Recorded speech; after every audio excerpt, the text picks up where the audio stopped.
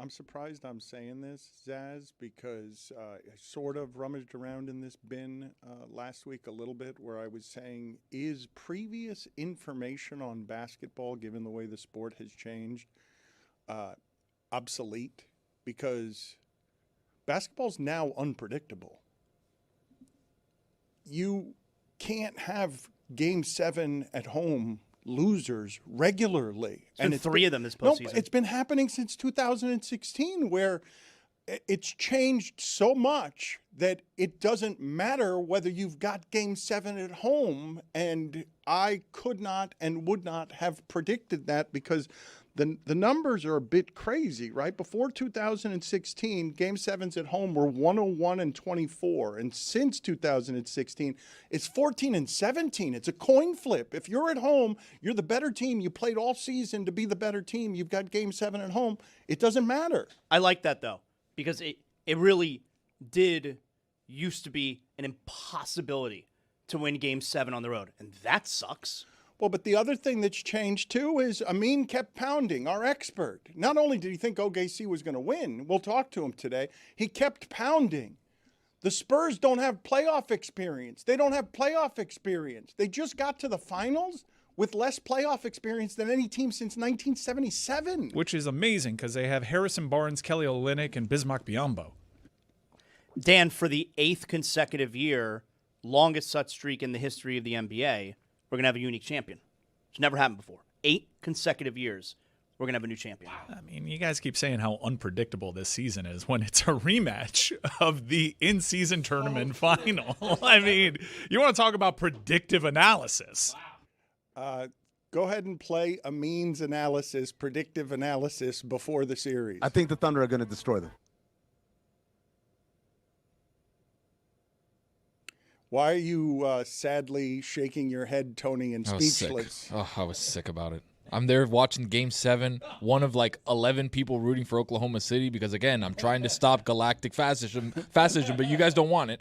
So I'm sitting there like 2 inches from my TV, and I'm just looking at Wemby celebrating and crying, and I'm like, is he faking this? Can I say that he's faking this emotion? Then I'm seeing him take the trophy, which was actually kind of cool, but whatever, I'm not going to say that.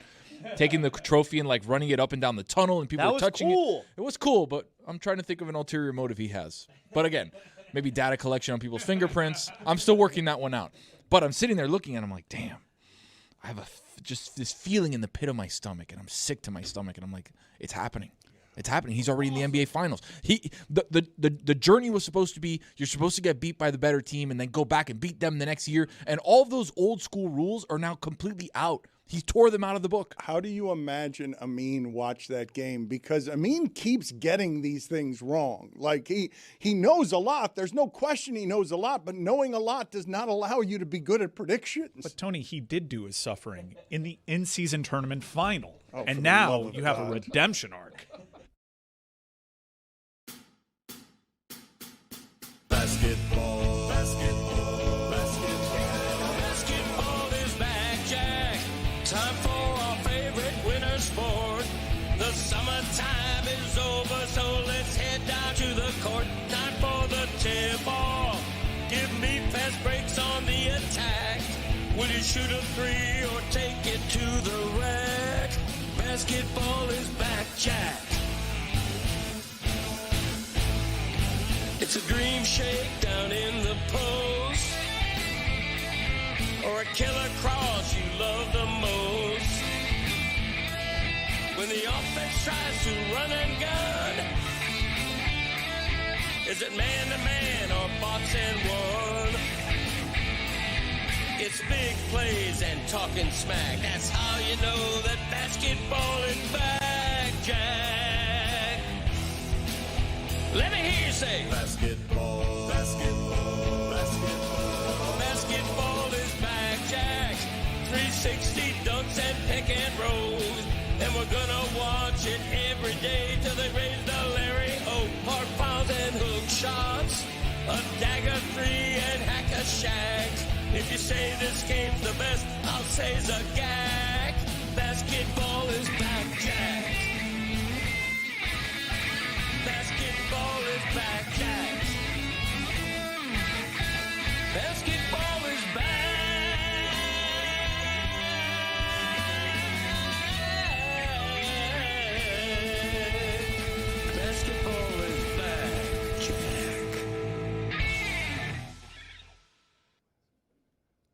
I really love basketball and love having watched the last 45 years of how basketball went from tape delay to Magic and Bird to we're going to make our players stars, stars, stars, and individuals and stories and stories and stories.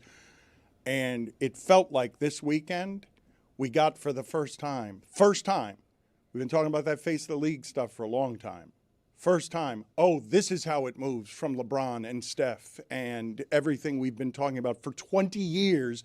Here's how it moves. A country falls in love with a guy on the road beating the defending champions. Tony, do you feel alone with this? Because I really do wonder how Amin watched that game when he's saying that OKC is going to win the series very easily. I think the Thunder are going to destroy them.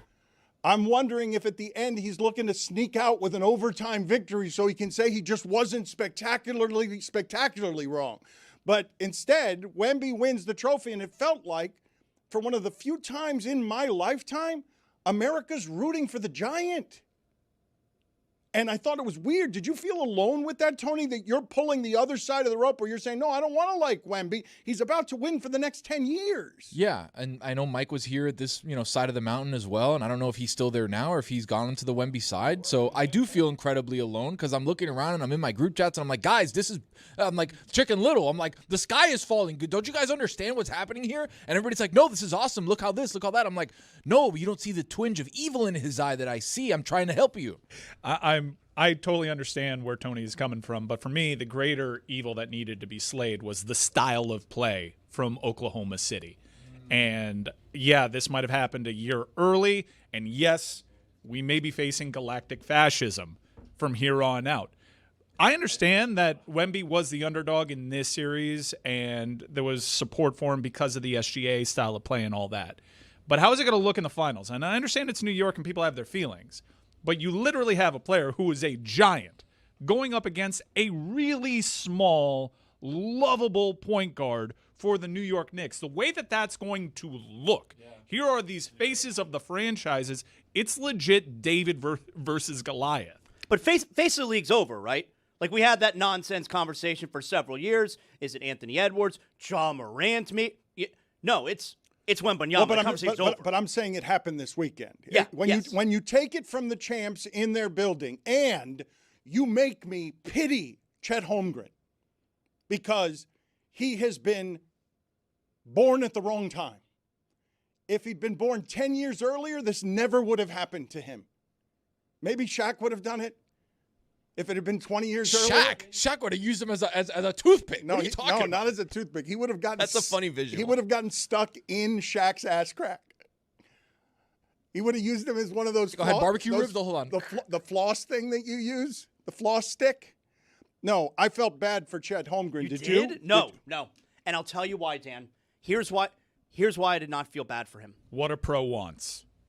He was so dirty early in the series. He was trying to hurt Wembanyama early in the series. You had him stepping on his foot on the free throw line. You had him on his hands and knees when he was on the ground and then lunged into Wembanyama's legs to try and take him out.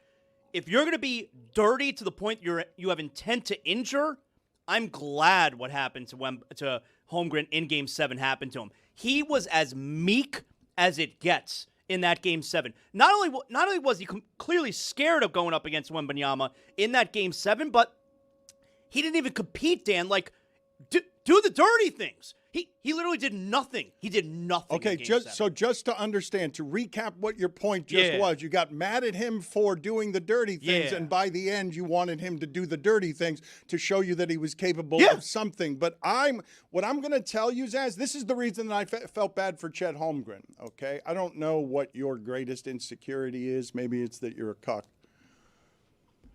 But if everyone knows what your greatest insecurity is and you're watching it and it's playing out, and my theory on what you're saying about how he played early in the series, he's known since high school he doesn't have a chance against this person. And so he tries to injure him early because he doesn't have a chance against this person. He's running up against somebody who is better than him with his body and his skill set, and he knows it. And so that insecurity, to me, was on display for all of us there. That's not the player he is. His extension kicks in next year, 5 years, $250 million. That is not the player that he is, but against that guy, and only that guy. Because OKC this year was 71-14 against everybody else and 4-8 against the Spurs. That's crazy. And it's only because Wemby's there and they've got Chet Holmgren. And what happened in that series, you saw this. I don't know what De'Aaron Fox is going to give them against the Knicks. As soon as they brought in De'Aaron Fox, the Spurs stopped turning the ball over, and it didn't matter if De'Aaron Fox was missing 50 shots as long as they didn't turn the ball over, because OKC can only do what they do on offense and not frustrate you with their style of play if they're in the open court and they're stealing the ball. And so they just bring back the broken remains of De'Aaron Fox. He doesn't turn the ball over, and that's all he's doing because he's giving them next to nothing being out there. And he's just not turning the ball over when Castle was turning it over 21 times in 2 games. And so as soon as that happened, the Thunder had no answers, like none. The moment that happened, the Thunder just started losing and knowing they were losing. And so it wasn't just Chet Holmgren who's saying, oh, we're going to lose. It became all of them. If we can't turn the ball over, we're not going to score against this guy. Yeah, Dan, and the crazy thing is that what the Spurs were doing was what OKC does great, which is, steal, transition, basket. The Spurs were doing that to OKC, turning them over, getting easy buckets in transition, and the OKC Thunder had no explanation or no advantage at that point. It was like, all right, you've nullified what we do great. Now we've got nothing for you because our 2 best ball handlers outside of SGA are not in the game, and you got Chet, who's a department store mannequin. No answer is the word you were looking for. No explanation was not. No answer. They had no answer. Ah, man, come on. It's What are you Monday. doing Come here? on. What are you Nitpicking over here. What are you Don't be doing? doing that. I'm the one We're not gonna throwing do you a that to lifeline you. here. We're not going to do that to you. Is it too early to zag? We're going to have Amin on, and we're going to chew on this series. It was a great series, I was trying to help you. but I have a take. How were you helping me there? How were you helping me? What do you mean? You- I had Mike, something he for was- you on he the was turnover talking. He thing. was talking. You were just saying the same thing that I had just said. No, except- you did not say the same thing I said. I said a different thing. Here comes the zag. That was great for the Milwaukee Bucks. Wow. We don't have a lot of data points when it comes to Giannis v. Wemby, but I'm seeing this dude. And I'm thinking of body types, and it ain't Chet Holmgren that can potentially stop him. Giannis is literally It's Bam. the perfect player to stop him. You would think. Now, we don't have enough evidence. We don't really know what Giannis will look like coming off of this injury. He is getting older. I saw him running around playing soccer over the weekend. He looked great. I mean, he's got the strength, the length that, if you're OKC, you got to be thinking, what is it going to take? Because now your whole prism is this is the guy that's built to stop us. And the rest of the league, Miami Heat included, got to be thinking like, well, how do we stop that guy? The answer may be Giannis. That was my first thought, Dan, over the weekend was, did the Giannis market just become a little bit more clouded for the Miami Heat? Because if Sam Presti and the Thunder want Giannis, Yep. he's theirs. Like, they can get him. They have all the draft capital that you want. You could trade them Holmgren. Heck, I don't know. Maybe you keep Holmgren and you trade Jalen Williams. I don't know. But if they want Giannis, you can get him. Yeah, that's one of the things that happened on Saturday that has reverberations, because that's absolutely so. And when you say if they want Giannis, no, that's not an if anymore. The Thunder, in front of all of us, just fell behind the Spurs. Like, we all watched it happen. I know they're a little bit injured. They can make the argument that they're a little bit injured, but this sport injures, and Wemby's not going to get worse from here. Like, Wemby's going to keep improving, and the problem with that is he makes your $250 million second player totally useless, and he makes your MVP skittish and inconsistent, because what I just gave you in those numbers, the Thunder were 71-14 against everybody else, but against the Spurs, they were 4-8. They're behind the Spurs now. They came into their building and took the title from them. And when you ask, how do you stop Wemby? Well, oddly enough, Anunoby's the one who defends him best in the entire league. That kind of physicality. There's not anybody better who frustrates Wemby more, and I believe the Knicks have a legitimate chance, and that was the perfect result for the Knicks, because I think they would have had more trouble against OKC than they will against the Spurs. I'm not willing to say that the Thunder are now behind the Spurs, because it's not a small thing that they went to 7 games while they didn't have their second best player for 4 of them. And their second best player in Jalen Williams, when he was out, they then had an emerging second best player in A.J. Mitchell, who was also out, and they still went to 7 games.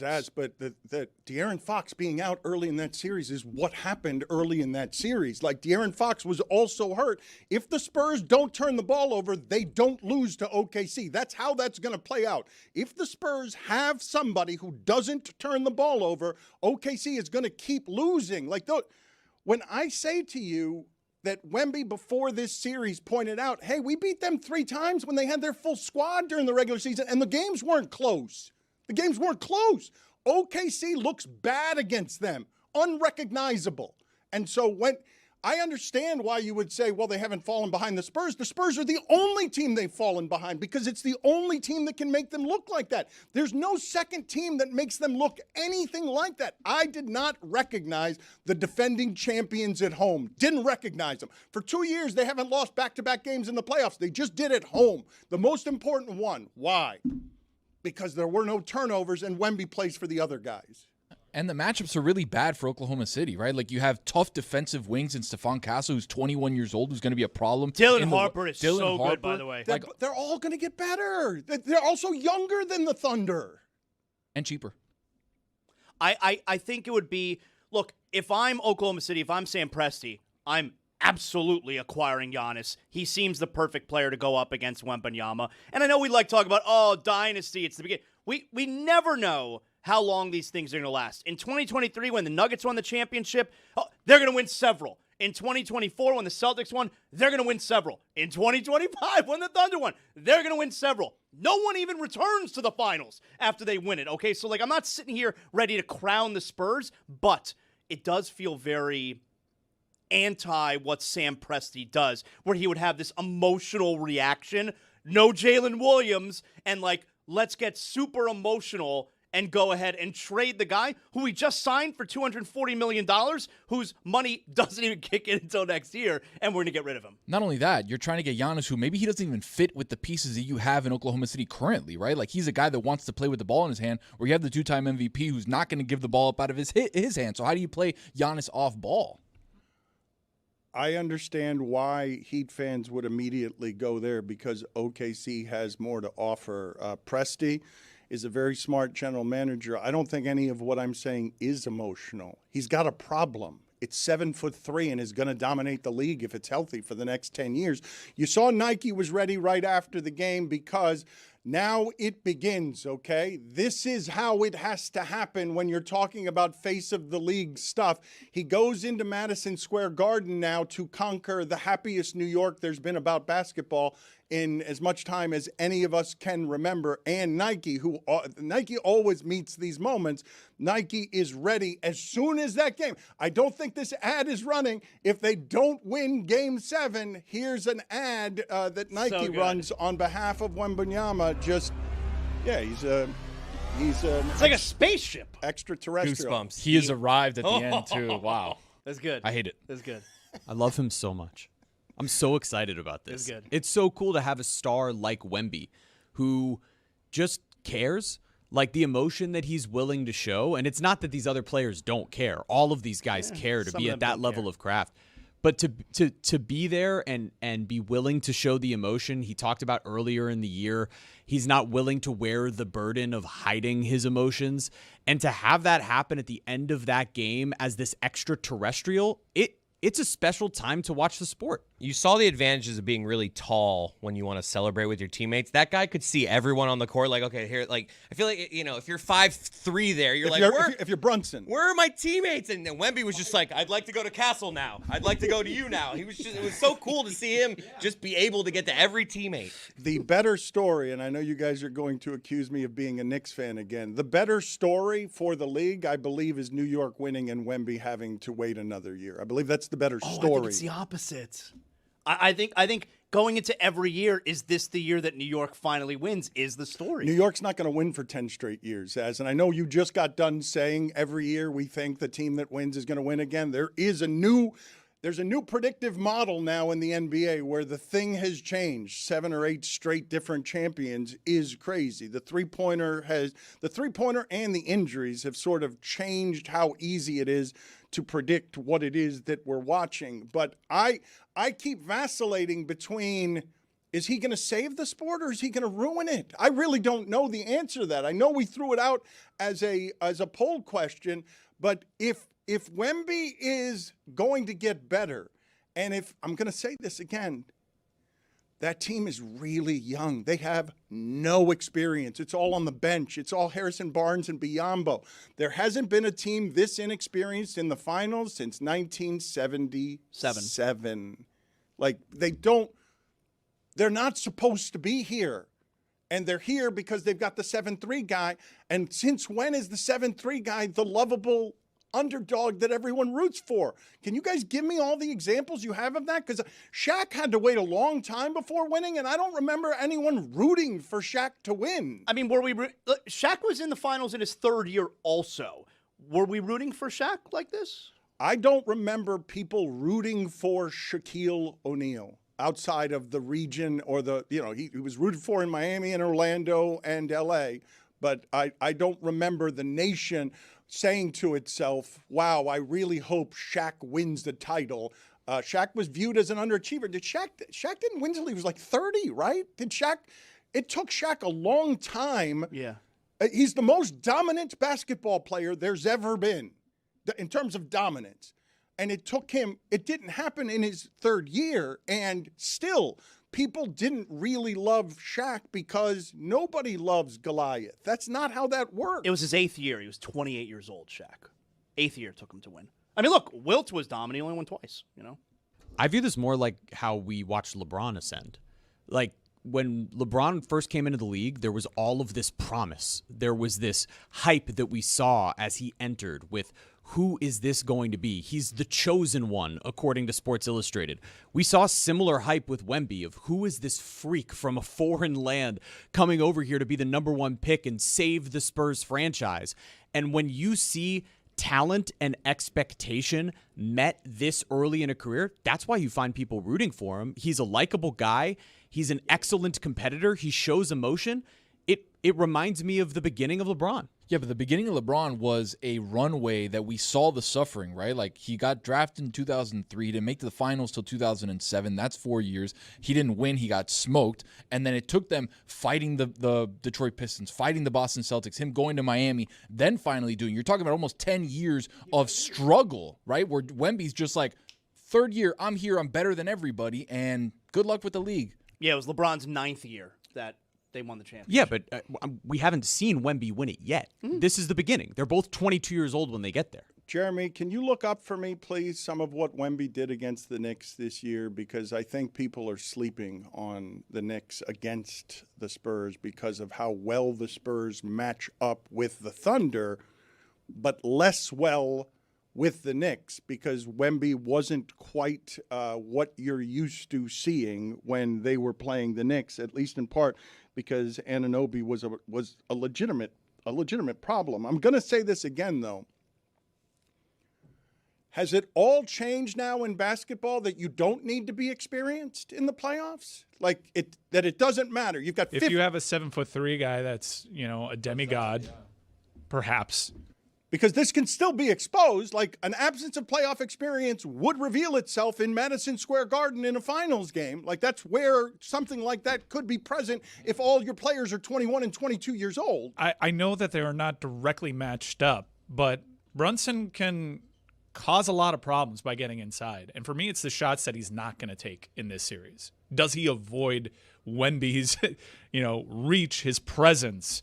Because we've seen that iconic photo now, and it's only aging better, of Steph Curry shooting over Wembanyama. Brunson's got range. Brunson's smaller than Steph Curry, and he isn't exactly Steph Curry. No one is. You got it right, though. The way that they can beat the Spurs is the way that they beat the Sixers. They make 18 threes and a half, and it's not Brunson that has to make them because he's just collapsing your defense again and again and again, and your three-point shooters are open. They can beat anybody that way. They can play that style against anybody, and if they hit 18 three-pointers in the first half, they're going to blow anybody out. In the regular season loss to New York, Wembanyama had 25 points and 13 rebounds. In the regular season win against New York, Wembanyama had 31 points and 13 rebounds. And I would tell you what happened in the in-season championship game, except the NBA treats it like the game didn't exist. It doesn't count, so there's no box score for it. No, it's a different campaign. The drop-down bar, NBA Emirates Cup. Try that. He had 18 and 6 off the bench because he was coming off injury. That's a big bit of context right there. Wasn't healthy, but to everybody's point, we did see these two teams play for a trophy. Is everyone here except for Tony rooting for Wemby? Is that what's happening around here? You have to. It's the Knicks. I think we're already there. This is what I was fearing initially when he got drafted. It's like, well, this guy's going to be really difficult to beat. He's going to be boss in this league. He's already in the NBA Finals. Let's be there. Let's get started on that storyline so then we can all unite. And how the hell do we topple this guy? Want to read you guys a couple of quotes here. Jalen Williams says, quote, "I think we could have won if I played." Yeah? Yeah, why wouldn't he say that? And this is what Wemby said. "I want to win so bad, it's like my life depends on it. Winning the Larry O'Brien, it's a childhood dream. It's almost like the meaning of my life." Who says that? Someone who has been sent here by aliens with that mission. Do you think they could have won if Holmgren played? He took 2 shots in Game 7.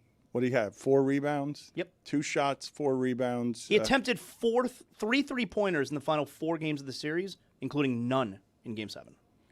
What are you doing? Like, he's not even competing, Dan. Well, you say he's not competing, and what I would tell you is the reason that I so rarely feel this. I can be an empath about a million different things, but I so rarely feel pity for someone just while they're playing, and I'm telling you that what I felt was, oh, look, everyone can see that Chet is scared, and he knows it.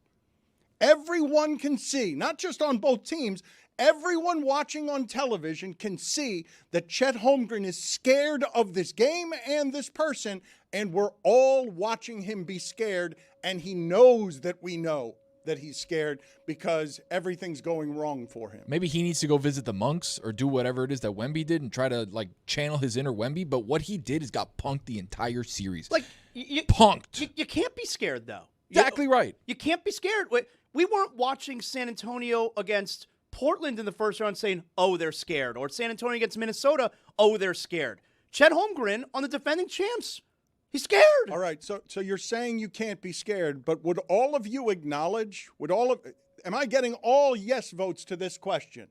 Chet Holmgren played a Game 7 of basketball at the highest professional level scared. Yes or no? Yes. Yes, 100%. That dates back to high school.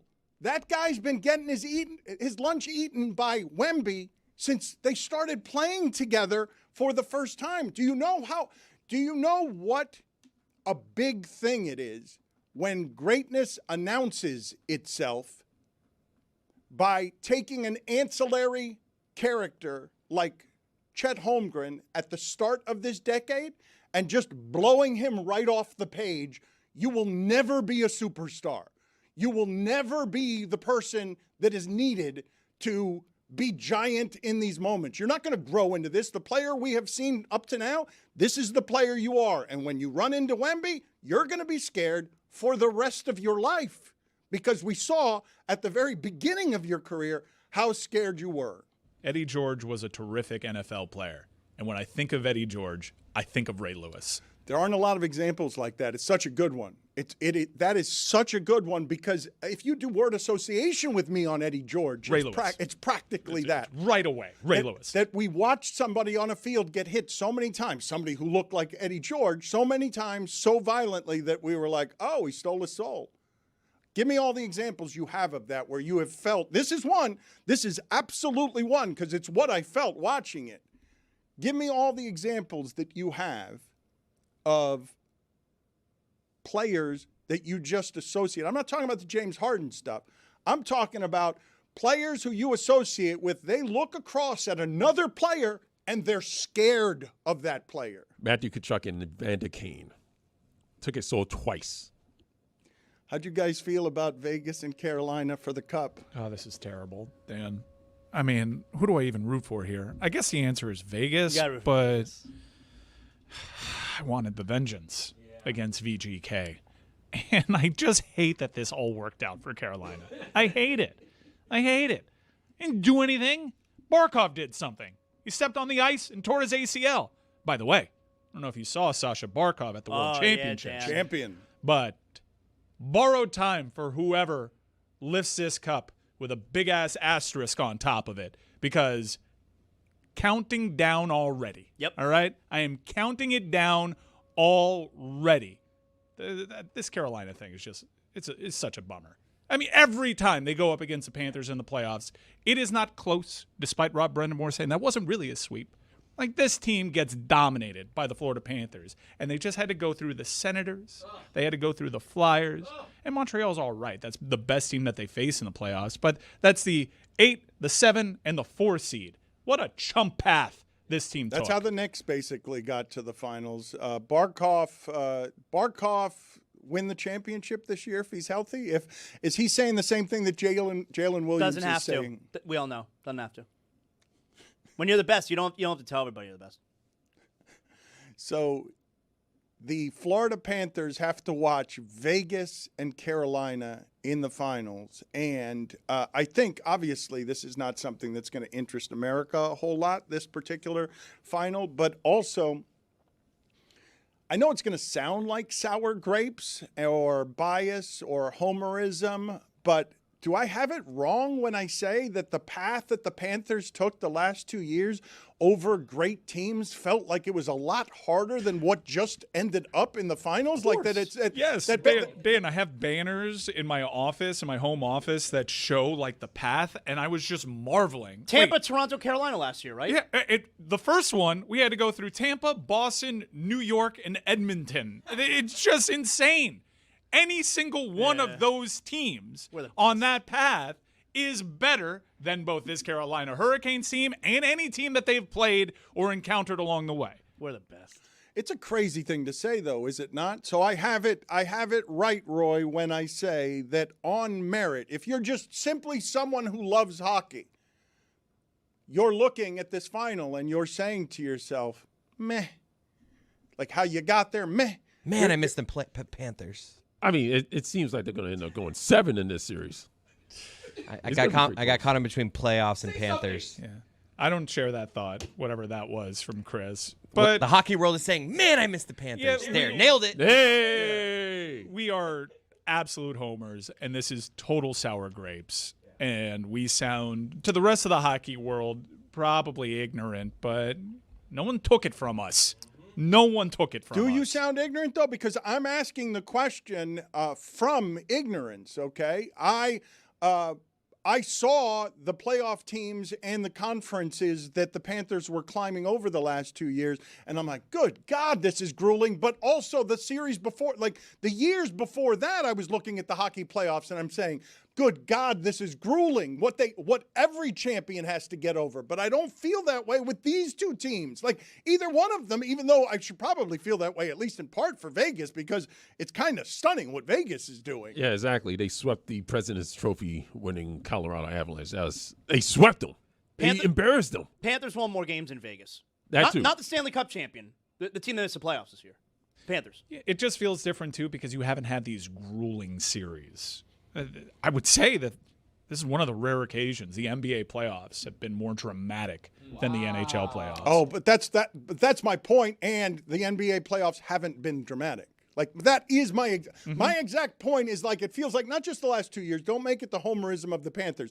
The last 10 years of hockey, I feel like the champion. I'm always watching. I'm like, good God, the hockey playoffs are hard and impossible. And look at all these good teams. And I think 7 teams can win. Last year, I felt like 10 teams could win. I just want to point out that Montreal did have 2 7-game series in this playoffs. So if they have gotten past Carolina, that would have seemed pretty grueling as well. And the Tampa series, the Tampa-Montreal series was all right. But in hockey, you can get to double digits on the incredible series that you see. And Montreal seemed to be the only team playing interesting ones.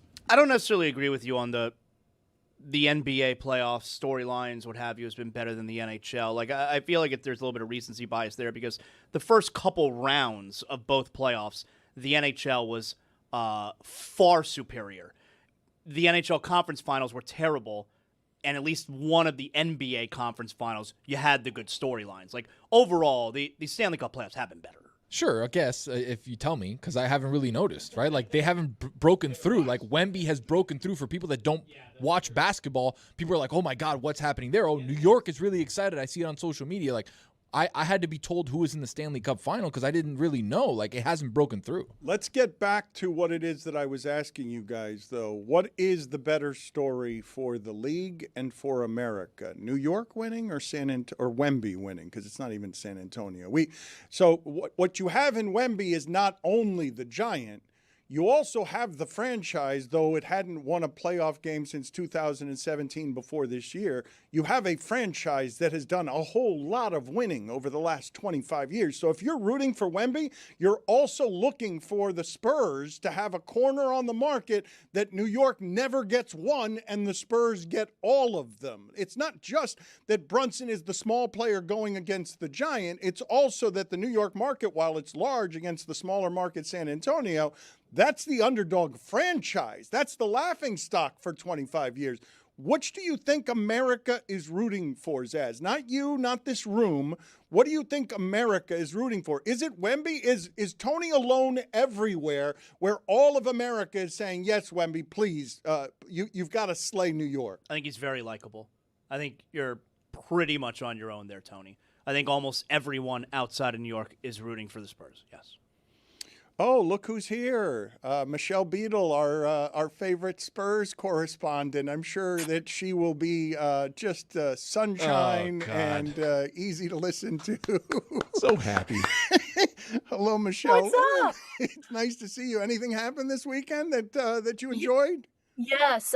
For a split second, the entire world was at peace. It felt like joy was being felt by all. And you are right. Everybody in the entire world has jumped on the Spurs bandwagon. I am in Los Angeles where Lakers fans are stopping me in the street and telling me we're rooting for you guys. That's never happened for as long as I've been alive. So this is a glorious time to be. I'm happy that everyone's joining in on the dynasty that is about to be a very much 4 or 5 year run of these bad boys. So you're welcome, NBA and the world. Joy once upon is on us all. Are you guys stoked? Look at that. Look at that. God, I love them. So you felt like democracy was secured by Wemby. Any divisions in America, there was balm for them on Saturday. Fixed it. He fixed racism. He fixed hatred. The divisiveness is. Look at this. This picture alone should win all the prizes. Nobel, name it. Hey, It's David beautiful. Guetta fixed racism 6 years ago. Also French.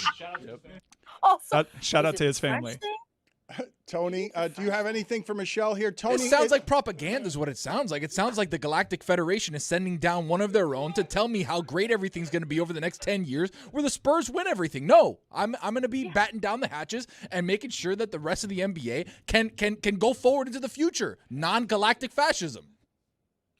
I'm going to tell you this. The rest of the NBA is going to cower like Chet Holmgren did in this series. Absolute fear of another man. It was an embarrassment to basketball. Honestly, Chet Holmgren should have a job overseas next season as far as I'm concerned. And that is how the rest of the league is going to look. Because Wemby's only going to get better, people. We got dogs. Don't threaten us. Don't threaten us, woman. Threatening. Michelle, Threatening do you think that Dan is the only person who felt bad for Chet Holmgren? How could you feel bad for Chet Holmgren? Like, I despise the idea of feeling bad for Chet Holmgren. You took 2 shots in a game 7 in which the number 2 dude was in street clothes. Look, I mean, I don't know that I've ever been afraid of another person, but now I know what it looks like, and I don't want any part of that. You answered your own question, though. That's why I felt bad for him, because he was scared, and he knew that we knew that he was scared, and Wemby knew, and the Spurs knew, and he's playing. He's like, Beetle knows. She can see I'm scared. I don't want to take this shot. Everyone can see I'm scared. It's like, why would I even bother? You know what? Go down in flames, man. I take ugly shots. Take all the shots. Take 20 ugly shots, and you wouldn't be hearing it as badly as you are this morning. And it ain't going anywhere. And the problem is like we see Wemby do what he does in the off season. Chet can't even do that now. Like, Chet can't go work out with monks because we'll just make fun of that as well. Like, he is in a bad The monks are off limits. The monks are not going to work with Chet. Let's keep it real. The monks have chosen the right side. We know. Put it on the poll at Le Batard Show. Will the monks allow Chet to work with them? What if we go Catholic monks? We leave the other monks somewhere else. We go with Catholic monks. You know about them Catholic monks? The religious factor. She's going to be laughing. Listen to that laugh. You're going to be hearing it for the next 10 years. Thank you, Michelle. Nice seeing you. Thanks, guys.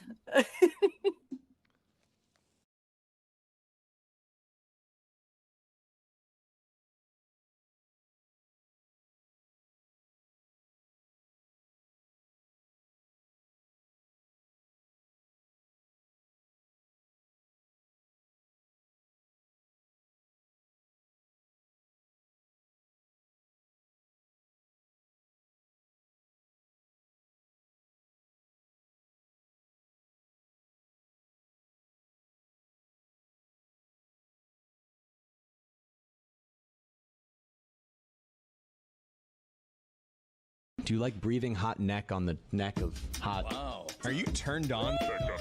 Do you like Dangling. breathing hot neck? What's going on here? Do you like Sexy. breathing hot neck? You have been dry humped many, many times. Intimate. You have been dry humped Wow. many, many times. Little pelvic thrust situation. I like that. Have you ever consoled a naked man before? What does it feel like to get dry humped? SLPP. I've never consoled a naked man. Breathing hot neck. I've never consoled a naked man. Many, many times. SLPP. People out there, stop sending me pictures of the hotel rooms with the chair, okay? Stop sending those to me. I like that. I like that. He was naked, Intimate. dangling. I would hold that thing really tight. How would you do it? What's going on here? Do you like Sexy. breathing hot neck? Do you like breathing hot neck? I've been dry humps. You never know. I've been dry humps. Many, many times. I've never consoled a naked man. Have you ever consoled a naked I've man? never consoled a naked man. Many, many times. You never know. I like that. You know what I'm talking about? Chris Cody and Roy revealed this to me. And Roy, I don't know the context of what it is that you guys were talking about that revealed this about Chris Cody. Yeah, Chris asked me what the sound from the first down for the Dolphins games were. And I said It's just a noise I've made throughout my entire life. It's just like one, like I just did it. Hoo-wah!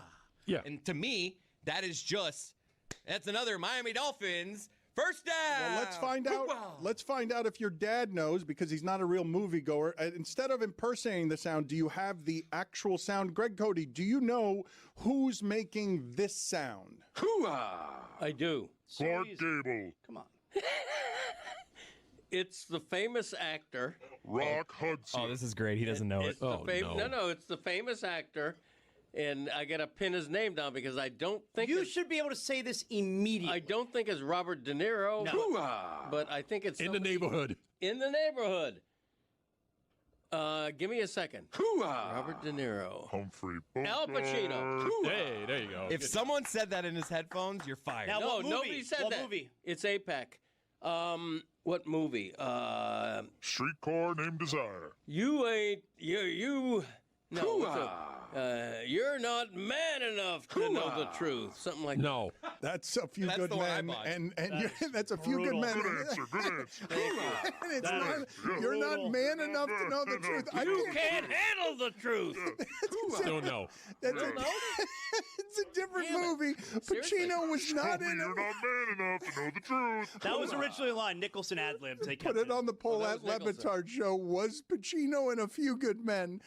Was a blind Pacino? Okay, Okay, who did he say? Who Dad said on a hot in tin what roof. movie? Let's keep going. Let's see how long it takes you to get. Play it again. I think did he win an Oscar? I think Yes. he won an Oscar Yes, he for won this. Best Actor. Yes. Bull Durham. No. Good answer. Good answer. Put it on the Raging poll. Bull. Raging Put it on Bull. the poll. Raging No. It's a bull movie. Just naming De Niro movies. Red Bull. I don't know. Put it on the poll. Was a blind Pacino in Bull Durham? Chicago Bull. And put it on the poll as well. Was a blind Pacino in Raging Bull? First of all, it's a really random thing to have.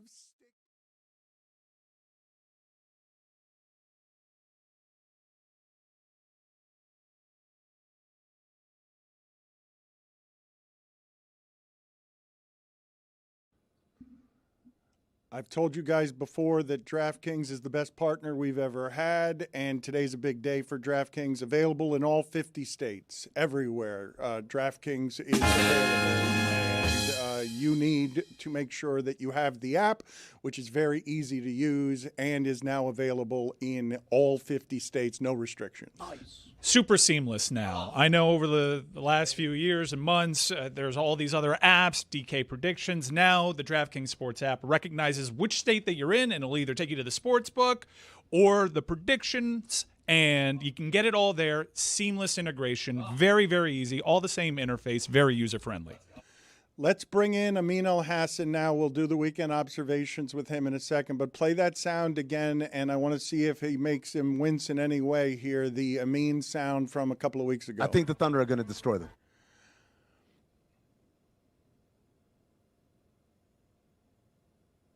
Okay. I love Amin no-selling that. He was wrong. Get over it. I think 2 weeks ago I said I've never been more certain in the eventual champion of both sports, Colorado and OKC. How do you watch the last few minutes of that game? Are you actively rooting to be right? Just rooting for OKC to win because you want to be right on, not or less wrong, I should say, because you weren't going to be right. Okay, He got just so dropped. mad at you there. yeah. We'll see if we bring Put him up his back middle in a little finger and while. then Yeah. left. So that was a good appearance by Amin, one of his best yet. Efficient. I feel like we can learn some things from how quickly it is that Amin got in and out. Yes, Amin, go ahead. Sorry, what was the question? Yeah. Just play the sound for him again. I think the Thunder are going to destroy them. Yeah, I mean, things happened. Things changed. Two of their three ball handlers were injured for most of the series. Like, I don't understand. Like people act like I'm supposed to be like a cleric who can just see into the future. First of all, hats off to the Spurs. Incredible series, well played, well coached, and the effort was phenomenal from everyone not named Wemby. I know everyone wants to focus on Wemby. There were great contributions across the board for that team. So hats off to them. They deserve to win that series. But it's undeniable that the tenor of the series shifts when you don't have two guys who are the main ball handling responsibilities outside of Shai Gilgeous-Alexander. Remember, Dan, a few years ago, we questioned the Thunder's like, oh, what's going to happen in the playoffs when everything focuses on Shai? They don't have anyone else who can create for them. Well, it turned out the other person who could create for him was Jalen Williams, and that they led that to a championship. How many left-handed layups did he make in last year's playoffs? When you take him off the board and you take A.J. Mitchell off the board, now it's just Shai. And you saw how San Antonio was able to guard him, loading up 1-2 people on him, and then Wemby's behind that. And, at that point, it becomes a very difficult proposition indeed. I have no qualms about what I said. Hold on a second. Hold on. Okay. Now it's just Shai? You're the two-time MVP. Now it's just Shai. Like, what do you... Wait a second. Dan, are we talking basketball or are we talking hot takes? You want to do hot takes? He had 35 and 9 in a closeout game. I don't think anyone looked at that game and said, oh, Shai, you need to be better. Nobody said that. So don't talk to me about two-time MVP because you're just yelling out hot takes. The reality is basketball is a game of strategy, and it's a game of 5 guys on the floor. And if you have one guy who's the ball handler and there's nobody else who can reliably bring the ball up against that kind of pressure, which, again, hats off to the Spurs. Vassell, Johnson, Castle, those guys were absolute dogs, putting pressure on the Oklahoma City ball handlers. But once you take those other two guys off the board, Shea has to do everything, and he did, and they had a chance to win that game, by the way. Like, it's not like, oh, my God, Shea did disappear. Now, if you want to have a conversation about Chet Holmgren, I'm here for it. But I don't know anyone today or yesterday or at any point this weekend said, "Ooh, Shea, I thought you were the two-time MVP. I guess I was wrong." No, I'm just saying that now it's just Shea at home in a Game 7.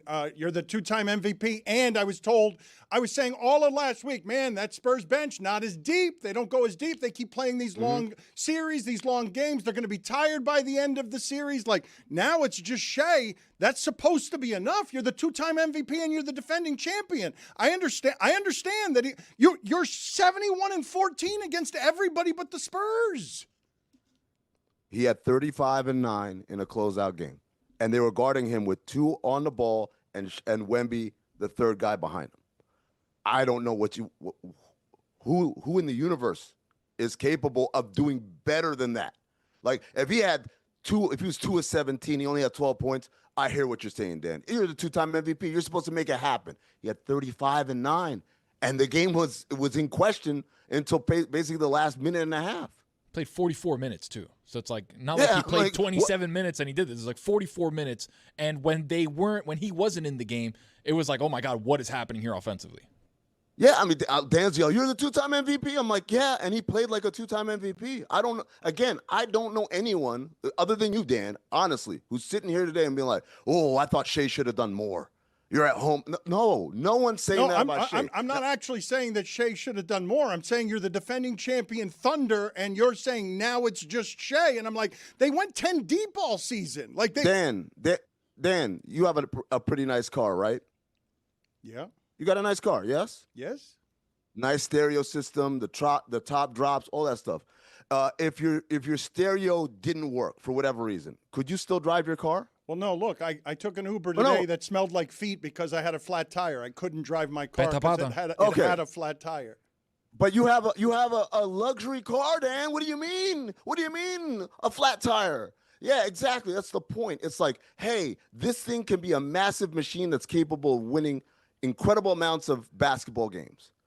But if we remove wheels, that's a problem. That's a problem. A.J. Mitchell and Jalen Williams, it could have been any other two guys or just one of those guys and maybe someone else. And I think the Thunder depth and all that would have kicked in.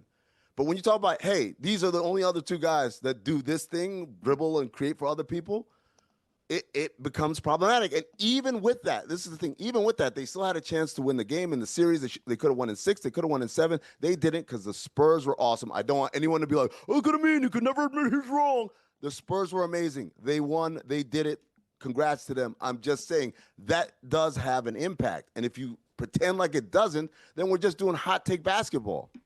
Let's briefly change the energy. I'm sure Dan will get us back to fighting in a little bit. But this is a great NBA Finals. I mean, you've been a caretaker for this sport, and I think this is a fantastic final because the one valid criticism is from the casual NBA sports fan is like, why aren't these guys playing? They don't seem to care. And that is not at all an issue with Wemby. It was really the great miscalculation I made when he entered the league. I thought everybody was going to hate this guy, but he's a joy to be around. He's a joy to watch. He cares so much about this sport. And the energy in Madison Square Garden, that's going to be full of people that care. So how pumped are you for this final just from an emotional perspective? Yeah, from a business and marketing standpoint, this is the NBA's dream, right? In the East, you have the Knicks, who have the largest fan base in the nation outside of the Lakers, pretty much. You know, people are talking about, oh my God, the Knicks fans travel so much. Shout out to Jason Jackson, who said, no, they don't. They're already there. Like every city in America has a bunch of people from New York who are not ashamed of letting you know how much better New York is at everything, right? So they don't have to have like zip codes or area codes to keep them away. They're already living in all of these towns. They're embedded cells. So you have the Knicks, who have this, it's almost tantric drought of success, right, in terms of a championship, waiting to explode, right? And on the other hand, you have the most marketable name and face in basketball right now in Victor Wembanyama. This is when LeBron and Steph are gone, we're going to be like, we're fine, because this guy, just by virtue of being freakishly tall, brings attention. The number of people I've talked to in the last few days where it's like, my mom never cares about basketball, but she keeps asking about Victor Wembanyama. Like, that's pretty insane. That's exactly what every sport is looking for. We're looking for that name and face that can crack through to the casual fan who otherwise wouldn't care. And so in many ways, even better than the Thunder repeating, you have Victor Wembanyama. As far as him caring, I heard Jeremy say this earlier. Other guys care too. It's just, you know what it is about Wemby? He doesn't mind letting you know he cares. And that's the big difference, because there are a lot of guys who care immensely, but they act too cool for school. Remember a few years ago, Nikola Jokic win the championship. We got the parade on Monday. Oh, we have to go parade. I want my horse. Like, he cared, obviously. He cared deeply and immensely, but he wants to project this, oh, I don't really care. I just want to ride my horses kind of thing. And I said it at the time, I said, yo, when you're a superstar, it is your responsibility to sell this game. That is part and parcel of the benefits of being a superstar, is you have to sell this game. I didn't think Jokic did a good job of it 3 years ago. I think Wemby does an amazing job of selling our game. Dan, how much you think the get-in price is? Game 3, Madison Square Garden, first finals back in New York City since 1999. Get-in price for Game 3 at the Garden. I mean, just to get into the... Yeah, like worst ticket, worst seat, lowest price. $500? 500? That's how you play the game. $4,500. $4,500 is the get-in price. 500, huh? Don't ask me about the price of a milk gallon. I'd guess $35. I'm playing the game the way I wanted Stugotz to play it. I find Zaz is playing the game correctly. All right, he's going to talk about us again. The price to get into San Antonio Game 1. $500. Closer. There you go. $1,200. So, if you're a Knicks fan, don't you have to get on a plane, get a hotel, and go to Game 1 in San Antonio? Be half the price for the ticket in New York, right? You have to get on a plane and go to Game 1 in San Antonio, right? No.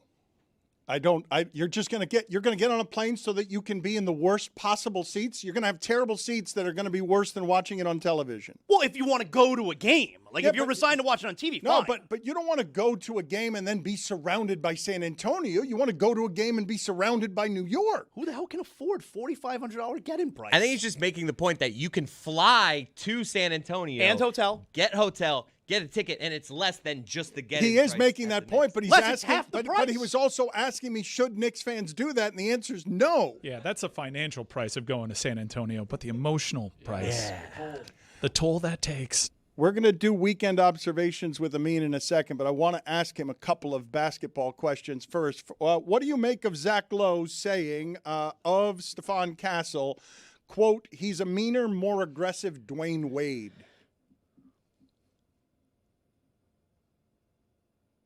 He's mad at you again. Yeah, he abandoned No, us. I am also speechless. Yeah, that's a crazy thing to say. It felt like a crazy thing to say. Meaner and more aggressive Dwayne Wade. To be fair, that was off the heels of him trying to think of another player, and he really couldn't. So then he's like, Bill Simmons kind of was like, is he like kind of D-Wade but like stronger? All and right, bigger? Amin was angry at you, but now he's back. A meaner, more aggressive Dwayne Wade, Zach Lowe says of Stephon Castle. Your thoughts there? More aggressive than Dwayne. Dwayne Wade was like averaging 25 as a rookie, wasn't he? Like, I can't imagine. No, Dwayne- he someone wasn't. He being- wasn't averaging that, but it's a comp. He's basically saying better than a first ballot obvious Hall of Famer, one of the best shooting guards to ever play. I wouldn't put it in those terms, but I'm trying. I know Zach, so I'm trying to give Zach the benefit of the doubt of what he's thinking about. I think Dwayne Wade was pretty mean and aggressive. Yes. Maybe I have this wrong. So like it's a weird comp because you kind of would want to use a comp for someone who wasn't as aggressive, right? If we were talking about like, for instance, if Castle were a big, I would say he's a meaner, more aggressive Chris Bosh. Chris Bosh, first ballot Hall of Famer, awesome. But I think we would all understand, yeah, Bosh was sometimes like a little too nice out there. You know, he didn't have that kind of nasty streak. But like Dwayne Wade, I don't think about that about him at all. Who's the comp? Who's the comp? Where would you go with the comp? I mean, like D Wade is a nice comp for sure. I wouldn't put meaner or aggressive. I'd put taller. That's what I would put. But you know, he's an incredible on-ball defender. He's great slashing. He's great in the mid-range. His one weakness is he's not a good three-point shooter, and I guess that's where the Wade comp comes in. He moves great off the ball, like Wade. I like the Wade comp. I just wouldn't put the other adjectives in there. Chet Holmgren. Oof. Yeah. So, Oof. do you change your team if you're OKC? And do you agree with my assessment? It doesn't sound like it if you say their 2 ball handlers were out. Do you agree with my assessment that the Spurs have passed OKC, given that the Thunder were 101? I'm sorry, the Thunder were 71-14 against the rest of the league and 4-8 against the Spurs. I don't think they can beat the Spurs if the Spurs are going to continue to get better with the core they already have. I mean, I think it's a very even matched proposition. I think, and the thing about the Thunder you got to remember is they always have guys that we don't know about because they just haven't been playing, but they might be down the line. So AJ Mitchell, for example, if we had this conversation a year ago, none of us would be saying, well, AJ Mitchell hasn't been playing. Like, who? And then this year, now it's a problem that he can't play. And so I don't think the gap is like so large or even getting bigger enough to say that, oh yeah, it's done. I think the bigger problem with the Spurs is that, with the Thunder, they have a lot of financial issues coming up. Jalen Williams and Chet Holmgren's extensions kick in this upcoming season, and then Hartenstein and Lou Dort are both on team options. So they're going to have to be changes financially because otherwise Oklahoma City is going to have the highest payroll in the league, and we know that's something that they've never really embraced as far as spending money. That's also why they have a great development system. The Spurs, on the other hand, are set up beautifully because all of their guys are cascading. Like Wemby doesn't get even an extension until this summer, and then it's another year before Castle, and then another year before Harper. And so they've got this thing on subsidy for at least the next 3 to 5 years. Like, Dan, when you say that the Spurs have passed the Thunder, does that mean the Thunder can't beat them? They play again next season. Like, they can't beat them? No, just they were the defending champions. They've got a Wemby problem, and I think that the Spurs' 3 players are so young that all 3 of them are going to get appreciably better in the way that Shai Gilgeous-Alexander isn't.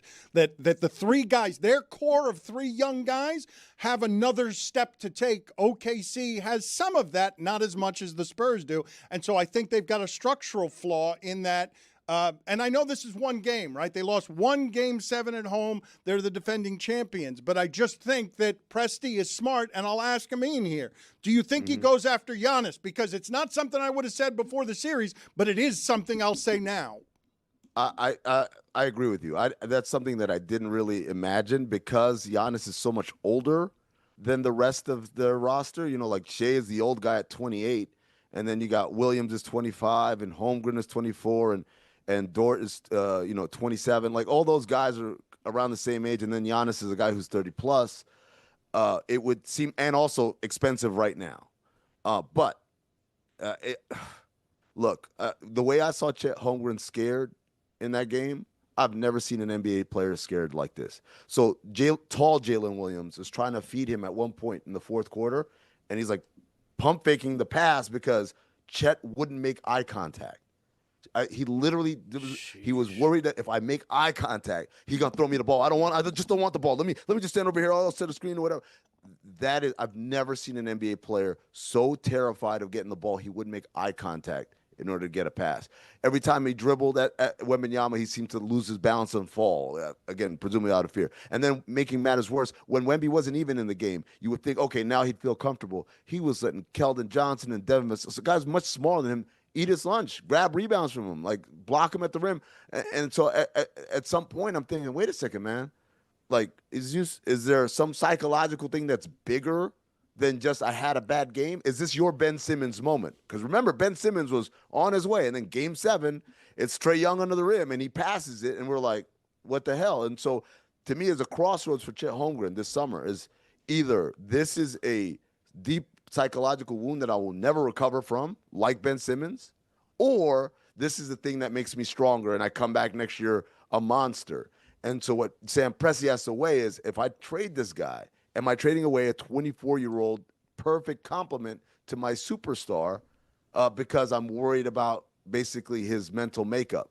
We're going to get to Amin's weekend observations in a second, but the last time I felt what I felt watching an NBA game as I watched Chet Holmgren was the last 5 minutes of Game 6. Miami is about to lose the championship to Dallas, and LeBron is passing the ball 1,000 miles an hour around the perimeter because he knows that we're all watching him, and we all know that he was scared and failed and needed to develop a post-up game.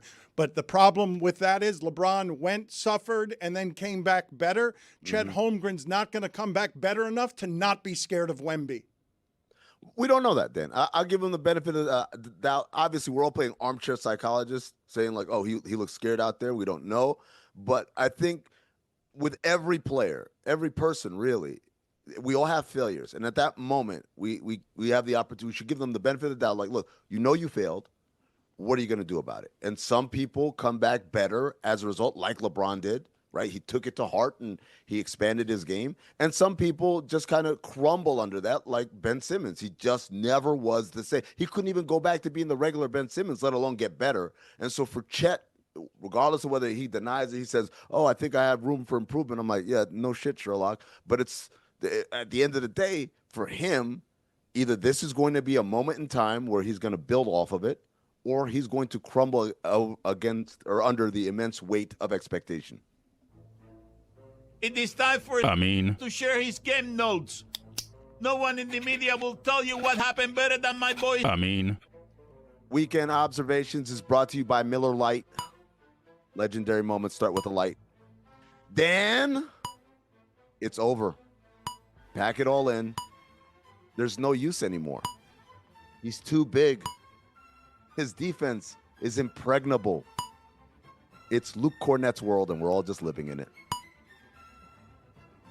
LeBron on Andre Iguodala. Tayshaun Prince on Reggie Miller. D-Wade on Carmelo Anthony. LeBron on Thiago Splitter. And now we have Luke Cornett on Isaiah Hartenstein. Let's play the game. That saved the game and saved the series for them because they were crumbling. All that stuff I was talking about, poise, and they were crumbling. They were doing the young guy thing of panicking. That turnover happens. Hartenstein's going coast to coast, and we're like, here it goes. Here we go. Oh, it's going to be an N1. And nope.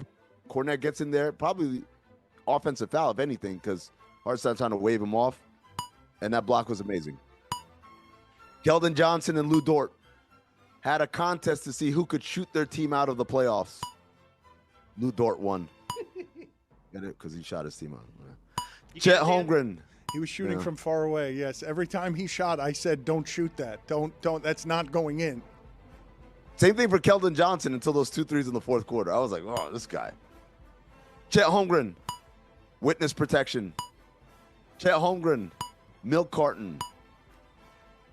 Chet Holmgren said in his exit interviews that he could have gotten more attempts up and that's an area to improve. That's like Jeffrey Dahmer saying I could have had a better diet. Is my internet working or not? Yes. Okay. I heard Spurs head coach Mitch Johnson. Oh, damn it. Sin. As soon as he asked, it goes down. I can continue if you want. You're going to just do it for him? Yeah, go ahead and do it. You have his notes. Just you can do both. Hit the. I got it. Okay. I'm back. All right. I heard Spurs head coach Mitch Johnson clear his throat in the postgame presser. Somehow it got worse. Mitch Johnson sounds like Doc Rivers doing a Doc Rivers impersonation. Hey, Wemby. I can't even do it. Oh, my God. Put it on the poll at Dylan Le Batard Show. I'm sorry. I mean, go ahead. Put it on the poll. Why not? Yeah, you got that? You got that poll? Go ahead. I'm sorry, Amin. Go ahead. I'm sorry, Amin. Go ahead. Go ahead. Yes or no? Dylan Harper is the truth. Cason Wallace went out like a real one. French Open. That's Wemby anytime the ball's thrown in 3 feet over the rim. French Open. Francis Tiafoe putting clowns in their place. Coco Gauff struggled and lost in the 3rd round. Coco off. No, she's not on anymore. Yeah. New season of Bar Rescue. We got you covered at Here's the Science of Bar Rescue podcast. Hosted by real-life bar restaurant consultant Chelsea Reynolds. Commercial kitchen and food truck vet Colin Cassard. And 2 guys who, I don't know, just me and Zach. Wherever you get podcasts. Speaking of 2 guys, Abdul Carter and Jackson Dart. said they ironed out their differences. How? It's like, oh, we had a conversation. Like, what? Really? PSG save the world from insufferable Arsenal summer. Ici c'est Paris.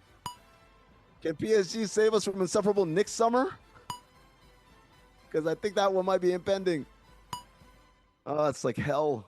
Speaking of hell, why does Sedano have a plate of pretzels at the spa? It's like 2 glasses of champagne. Okay, all right.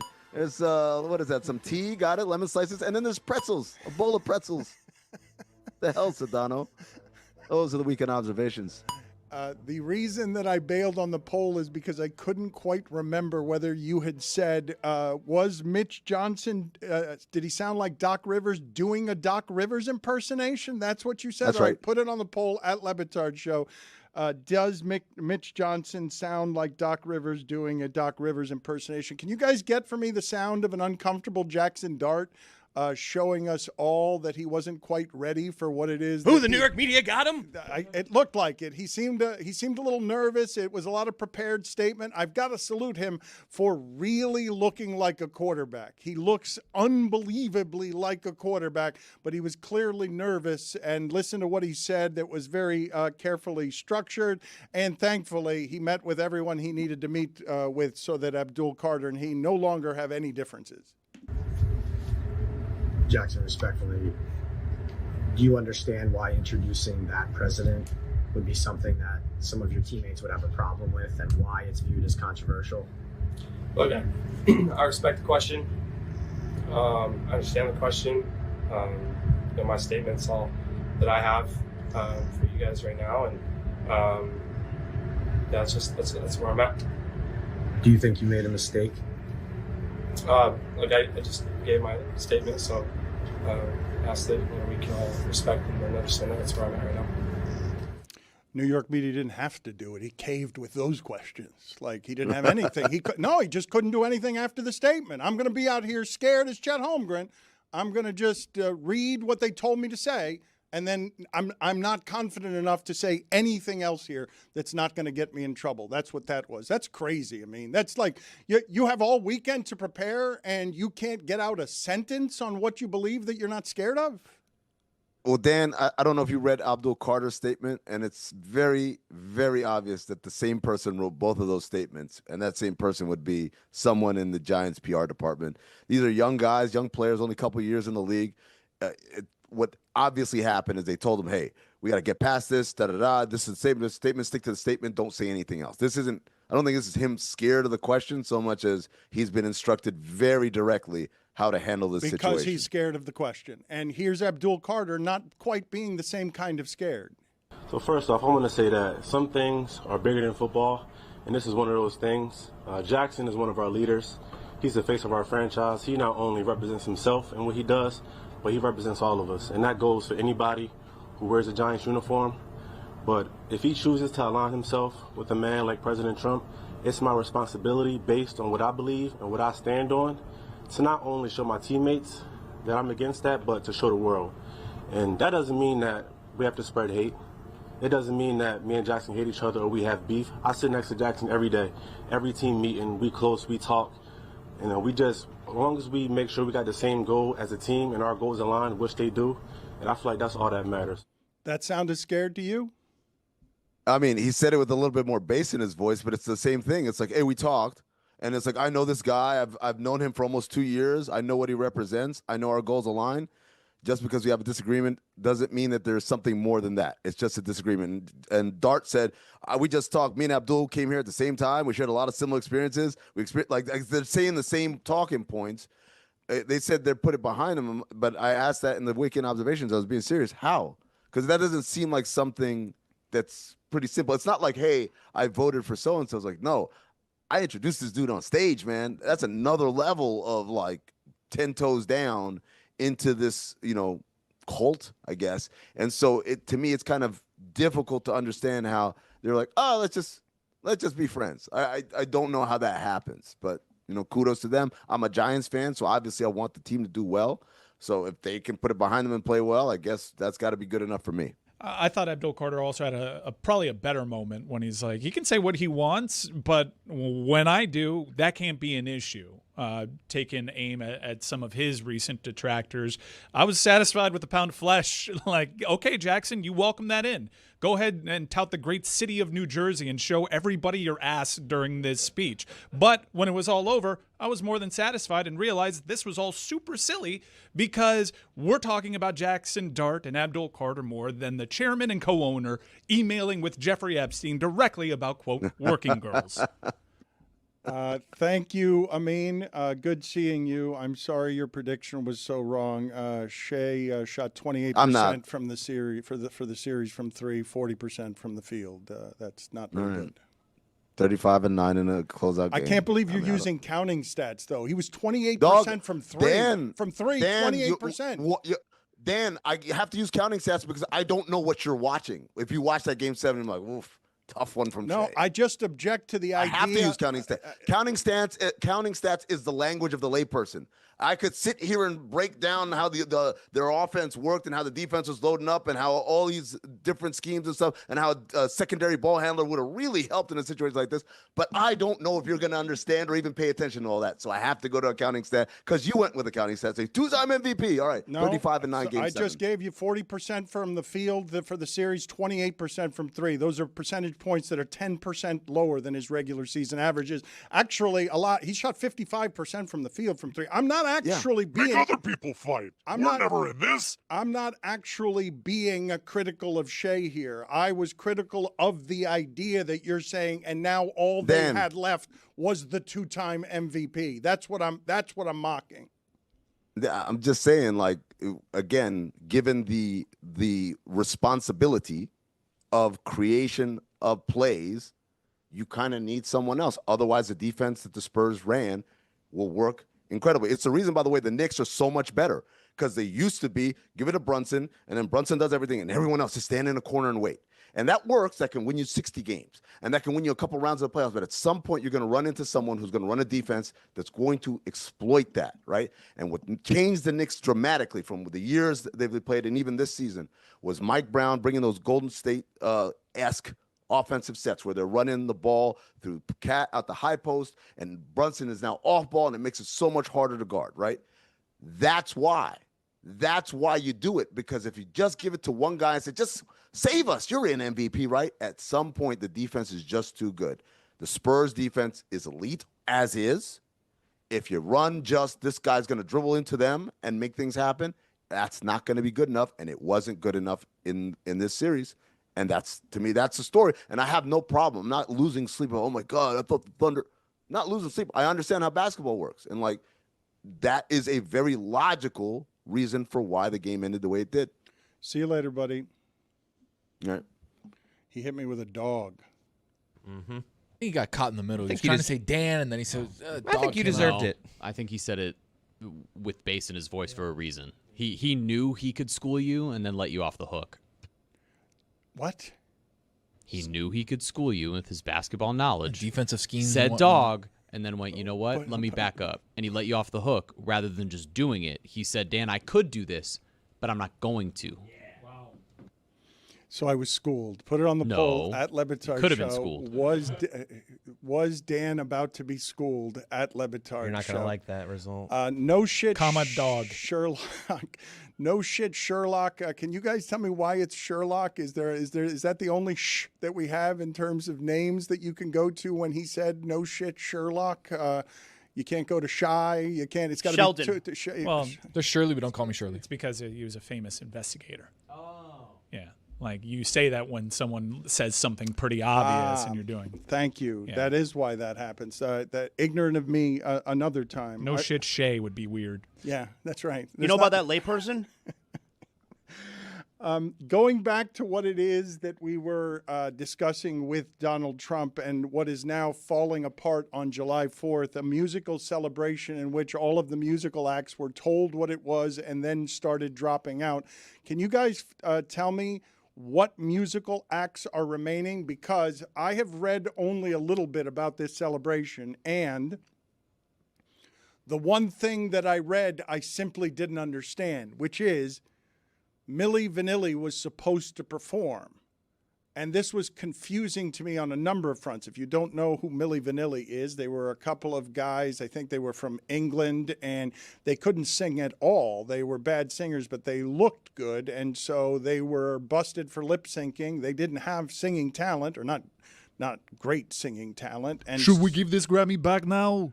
And so one of them, though, when they said Milli Vanilli was performing at this, one of the members of Milli Vanilli committed suicide, at least in part, it was reported, because of the shame involved with it was fairly scandalous that they had hit songs and they weren't singing them and they were lip syncing. So when you say Milli Vanilli is performing at that celebration, given that one of the members, I don't know whether it was Milli or Vanilli, one of the members is not alive to sing anymore. How was that going to happen? Even if I think also Milli Vanilli has now dropped out. So I don't know whether it was Milli or Vanilli.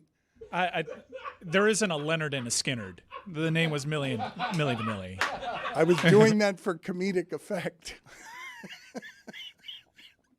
I thought it would be funny to keep wondering whether it was Milli or Vanilli that was still going to perform, but it doesn't answer my question. There was a lot of these legacy acts where there's like one surviving member. I saw the dance act to Lime. I don't think either of those two people were the originals. I think I saw Boys to Men one time in the Bahamas, and it was just one. It was just one of them, so it wasn't even men. Which one? I don't know. It was actually two. No, it was Boys to Men. It was the member two. Hey, see that? Boy to man. I still want an answer to my question, which is, how does Milli Vanilli perform today? Was it the surviving member sings now? Oh, he doesn't lip sync anymore. Like there was a whole. It was one of the famous episodes of VH1's Behind the Music, and there was a whole redemption arc to them trying to get in the studio, perform together, and perform live. And the surviving member has his spin on it. It doesn't sound like the original, but it's still, the same choreography, and obviously only one of them is still around, but he performs the hits that they had. And then also sings with one of the female vocalists who originally backed the lip syncing. So that's how you end up with Milli Vanilli. What acts haven't dropped out?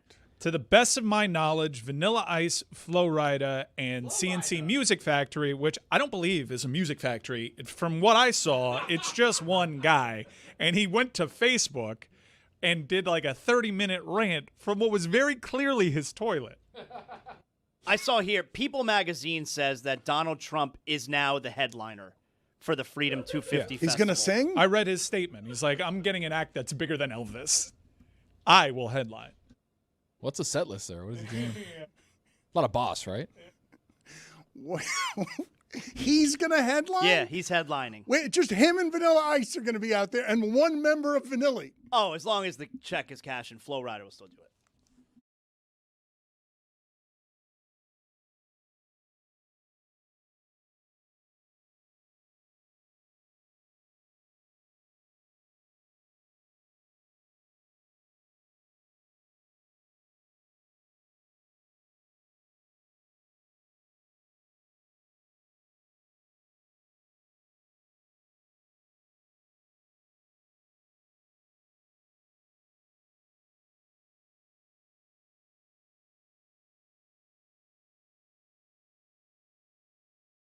Nick, before we let you talk about the Steelers, you're in luck because we have the Love Doctor. The Love Doctor is here. He is ready. He is in his office right now. Dr. Greg Cody getting everybody ready for Mother's Day this weekend. And we have questions. The Love Doctor is going to have the answers. Who's up first? I know a lot of people are going to come to you and they're going to want to know, how do you keep it interesting? Me, I'm not interested in interesting. So how do you keep it predictable? How do you keep it ho-hum? How do you just let it just be? Was that Jason Tatum asking that question? Young lady, you are my kind of gal. That's my lane. That's my lane of romance. I invented predictable. Nobody has perfected the art of dull routine like yours truly. As a matter of fact, little inside information here. My wife and I schedule our naughty time months in advance, like doctor's appointments. Quite often, she'll have to cancel because she said something came up. Unfortunately, sometimes I'll have to cancel because something didn't come up. That kind of thing.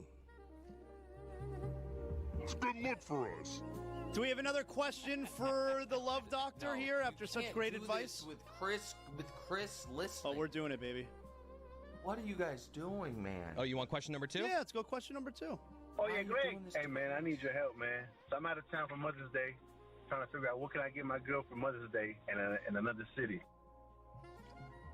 Oh, wow. Buddy, I'm worried about this.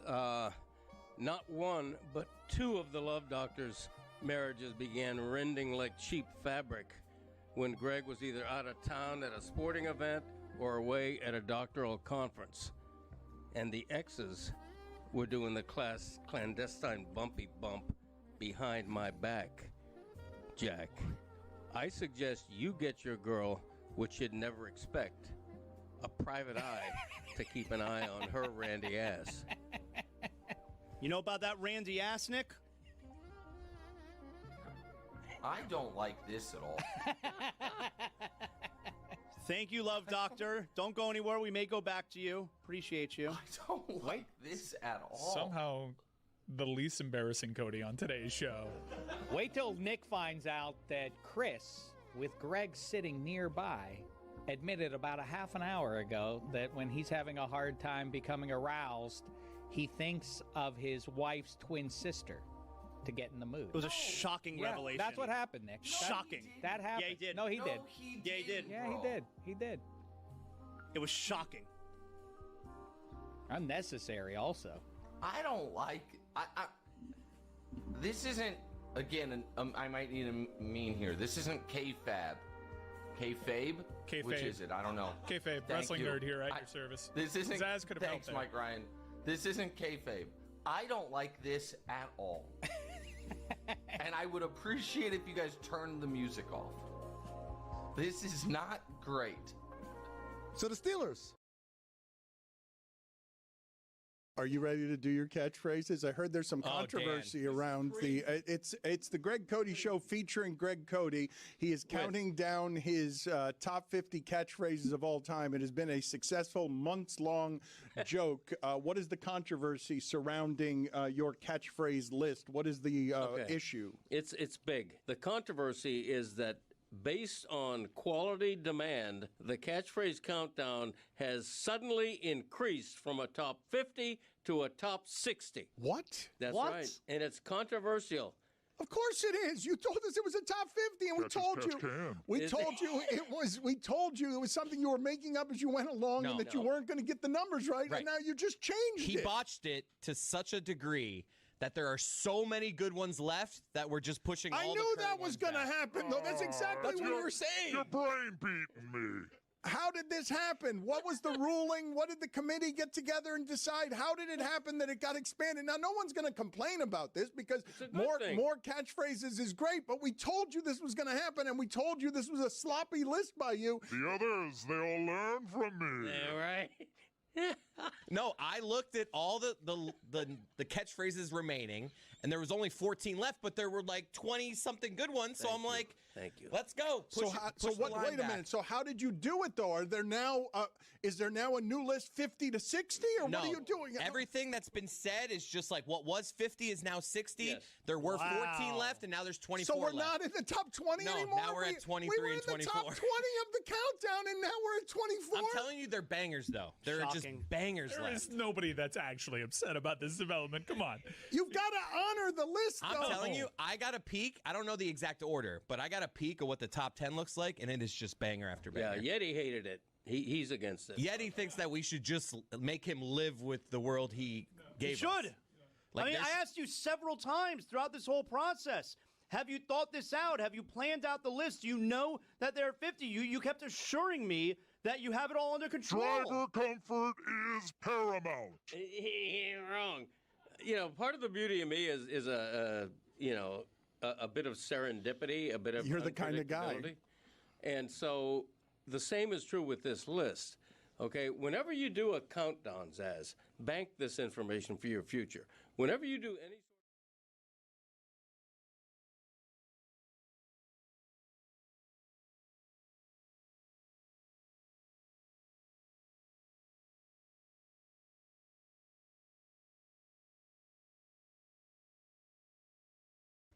This episode of the Dan Le Batard Show is presented by DraftKings. DraftKings, the crown is yours. Stu Holden is going to join us here in a little bit. U.S. men national team midfielder from a while ago. He's the Fox Sports soccer coverage match analyst, and we're about 10 days from the World Cup. Snuck up on us a little bit. It seems like just a few days ago people were saying we're 100 days from the World Cup. We'll get to some of that in a second. But Zaz has been bothering me, I'm going to say, for 4 days, wanting to show me a video of someone getting ticketed. So I don't know what this video is. It's so good, Dan. It's so good. Well, what is it? So this took place in Palm Beach County a few months ago this took place. And it's just coming to light now because the woman who received the ticket was able to release the body cam footage because it was finally going to go to court. She was fighting this ticket, okay? And just, you know what? I'm gonna let it play out for you here, and maybe we can talk over it for the audio audience. Yeah, we can do that. But is this a visual joke? Will we be able to tell from the audio whatever it is that's interesting or good about this video? That's why we will speak with it, okay, for the audio audience. Let's hit it. So we have the police officer walking up to the car. Hey, good morning. I'm Deputy Gassan with the Palm Beach County Sheriff's Office. Recently being pulled over. The city of Lake Worth today, we're doing an operation for distracted driver, and you drove past me holding the phone with your right hand, manipulating that phone. I mean, I saw you with the phone in your hand. Not. Oh my God. So you want to just call this a day? Or? I don't want to call it a day. You had a hand up, manipulating. She doesn't have a hand. Well, I thought I saw you with your right hand. You so had a you hand didn't. up. The right hand. I saw you manipulating. So you didn't.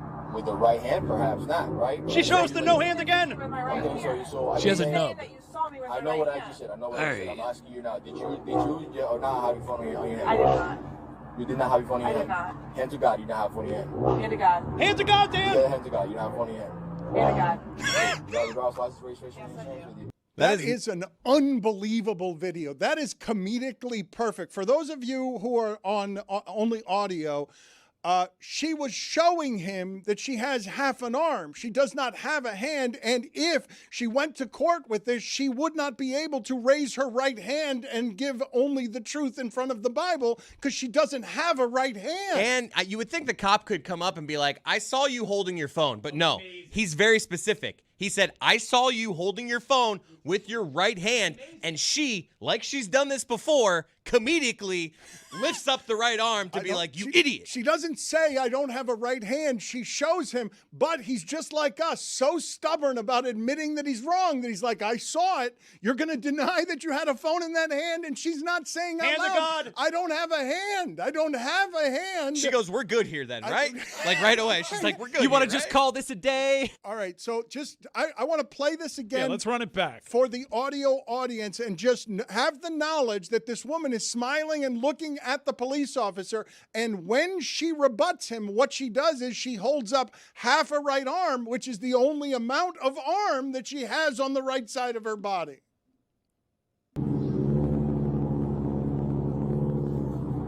Hello, ma'am. Hey, good morning. I'm Deputy Gassan with the Palm Beach County Sheriff's Office. Recently being pulled over. The city of Lake Worth today, we're doing an operation for distracted driver, and you drove past me holding the phone with your right hand, manipulating that phone. Yes, sir. I mean, I saw you with the phone in your hand. Not. So you want to just call this a day? Or? I don't want to call it a day. You had a hand up, manipulating You just the said phone. my right hand. Well, I thought I saw you with your right hand. You so had a you hand didn't. up. The right hand. I saw you So manipulating. you didn't. With the right hand, perhaps not, right? But you didn't see me with my right Okay, hand. so are you You're saying that you saw me with my I know right what hand. I just said. I know what I just said. I'm asking you now. Did you or not have your phone in your hand? I did not. You did not have your phone in your I did hand? not. Hand to God, you did not have your phone in your hand. Hand to God. The other hand to God, you don't have your phone in your hand. Hand to God. Cool. You have your driver's license, registration, Yes, I insurance? do. Cool. Tell the guest bookers to try to get her, please. I'd like to talk to her because she thrust her nub at him aggressively because twice he should have seen, like, look, I'm showing you. But then if she had a whole hand, that gesture might have come with a middle finger. Right hand would have had a middle finger attached No, to because it. she thrust. She's done it before, dude. She knows how to comedically make someone feel like shit about her one arm. She's done what before? Most people notice that she doesn't have a right hand and probably aren't going to point out that she doesn't have a right hand. You called it a nub. We went through this before. What do we call it? It's Residual limb. Residual limb. I'm We not covered this in calling it HR. that. I will not call it a residual limb. Crazy, Zaz. H-Arg. All right, you know what? I'm going to watch this with Stu Holden. I'm just going to get his reaction to this video because have you seen this, Stu? Did you just see it? I have seen it. I have seen it multiple times. It is it's enthralling content. She still got the ticket. That's wrong. That's so wrong. But last week, because this video now went viral, the officer decided to drop the case. That is such a stubborn police officer. I'm embarrassed on behalf of Hispanics for how stubbornly Hispanic a male that police officer When I heard was. the accent, I was like, hey. Hey, he like doubled down too. He didn't just instantly, be like, no, you're right. He went back and he's like, but I saw you with the right hand. She's like, no, physically I could not. No, and then he says, hand to God. Other hand. So tell me what's going to happen. Thank you, Stu, for joining us. What is going to happen with the United States soccer team? Does that win over Senegal mean anything to you? Oh, man, you guys really set me up with a heck of a transition there, huh? We're going from that to straight into the U.S. national team. Awesome. No, look, the U.S. team last night, we're back on track, all right? We got a good win against a top 15 world opponent, Senegal, the African champions. I think it's kind of the big question about this team in the United States is not do we have talent? We have some talented players. We have some players playing at the biggest clubs we've ever had before, but like, can we beat big teams? That's how you win a World Cup. Only 8 nations have ever won the World Cup. We're Americans. We're exceptionalists. We think we're the best at everything. We're not the best in the world at men's soccer yet. We're on the way up. And I think last night, I feel a lot better this morning about our chances and getting out of the group and doing something that this country has never done before, which is, getting past the quarterfinal. That's the best case, correct? The best case scenario is just getting out of the round, right? Yeah, Dan, you make a great point. I feel like it's hard to contextualize that sometimes with people, and it's like, wait, so we're like just happy getting to the quarterfinal or a semifinal? Like, that's a good thing? It is a good thing. Like, the World Cup has been going since 1930.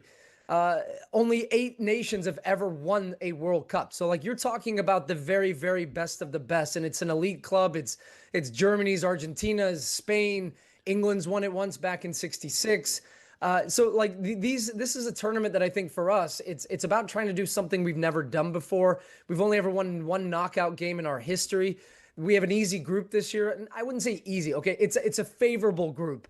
And home soil, home cooking is something we haven't had since '94 World Cup. And I think with that, I've been watching the scenes in New York with the Knicks being back in the finals for the first time since the '90s. You're seeing what that city's like, people celebrating on the streets. If the U.S. men start to pick up a little bit of momentum, this country is going to go nuts. I'm telling you, people are going to be out on the streets. They're going to be at watch parties at bars. They're going to be filling up restaurants. Like this, something special could happen, but yet this team needs to win. Fox has the World Cup this year. He's the lead match analyst. Since I've been covering the World Cup and U.S. soccer, we always have a good goalkeeper, a Premier League goalkeeper. How do we not have a goalkeeper? Like, how do we not know who the goalkeeper is going to be? Yeah, this is something, I don't know. We need an entire podcast devoted to this. Your audience might get a little bit bored after our first fifth minute on. Like we've always been known as like we've had good goalkeepers. We weren't, we've improved so much on the outfield aspect, but yet it's always been Tim Howard's, Brad Friedel's, Casey Keller's, guys that have gone and played at the biggest clubs. And I always used to think we have so many youth sports that involve our hands, right? Football, basketball, baseball. And then we would peel off some of those athletes that would come and play soccer and just got thrown in goal because we had giant guys that were good with their hands. I think what you're seeing now is almost a transition of kids who are playing soccer and choosing soccer from a young age and maybe not specializing in soccer. And we've lost that elite goalkeeper. We just don't have it. Like even yesterday in the game, Mauricio Pochettino, he played 2 different goalkeepers. We're 10 days from the start of the World Cup. We played 2 different goalkeepers. I think he might even play a 3rd goalkeeper in the game against Germany coming up, which is their send-off, which is all to say, even at this point, he still does not know who his best goalkeeper is. That's a problem. In soccer, you want to look behind you and you want to have the confidence and a feeling in a keeper that can make the big save, that commands the box, that puts fear into the opponents. And that's something we don't have. And we're not going to have this tournament. So the question is, can one of these guys, whoever he ends up picking, step up and deliver? Because goalkeeper's not a position you change often throughout tournaments. Like that, if you pick a guy, that's your guy. And I don't even know right now. I couldn't even tell you who he's going to pick. I would have picked Matt Freese, and now he's played Matt Turner, and then this kid who made his debut yesterday, Chris Brady from the Chicago Fire. So it's anybody's guess who's going to start on day one. Stu, compared to when North America was awarded this year's World Cup, where are we as a team compared to where we thought we were going to be? Yeah, so we were awarded the World Cup 8 years ago back in Russia, and that was a World Cup that we did not qualify for the first time in 30 plus years. That was a huge moment in this country, a bit of a wake-up call of, wow, we think we're doing so great and we've made so many strides, and then boom, we didn't qualify for the World Cup. 2022, we took the second youngest team at the tournament.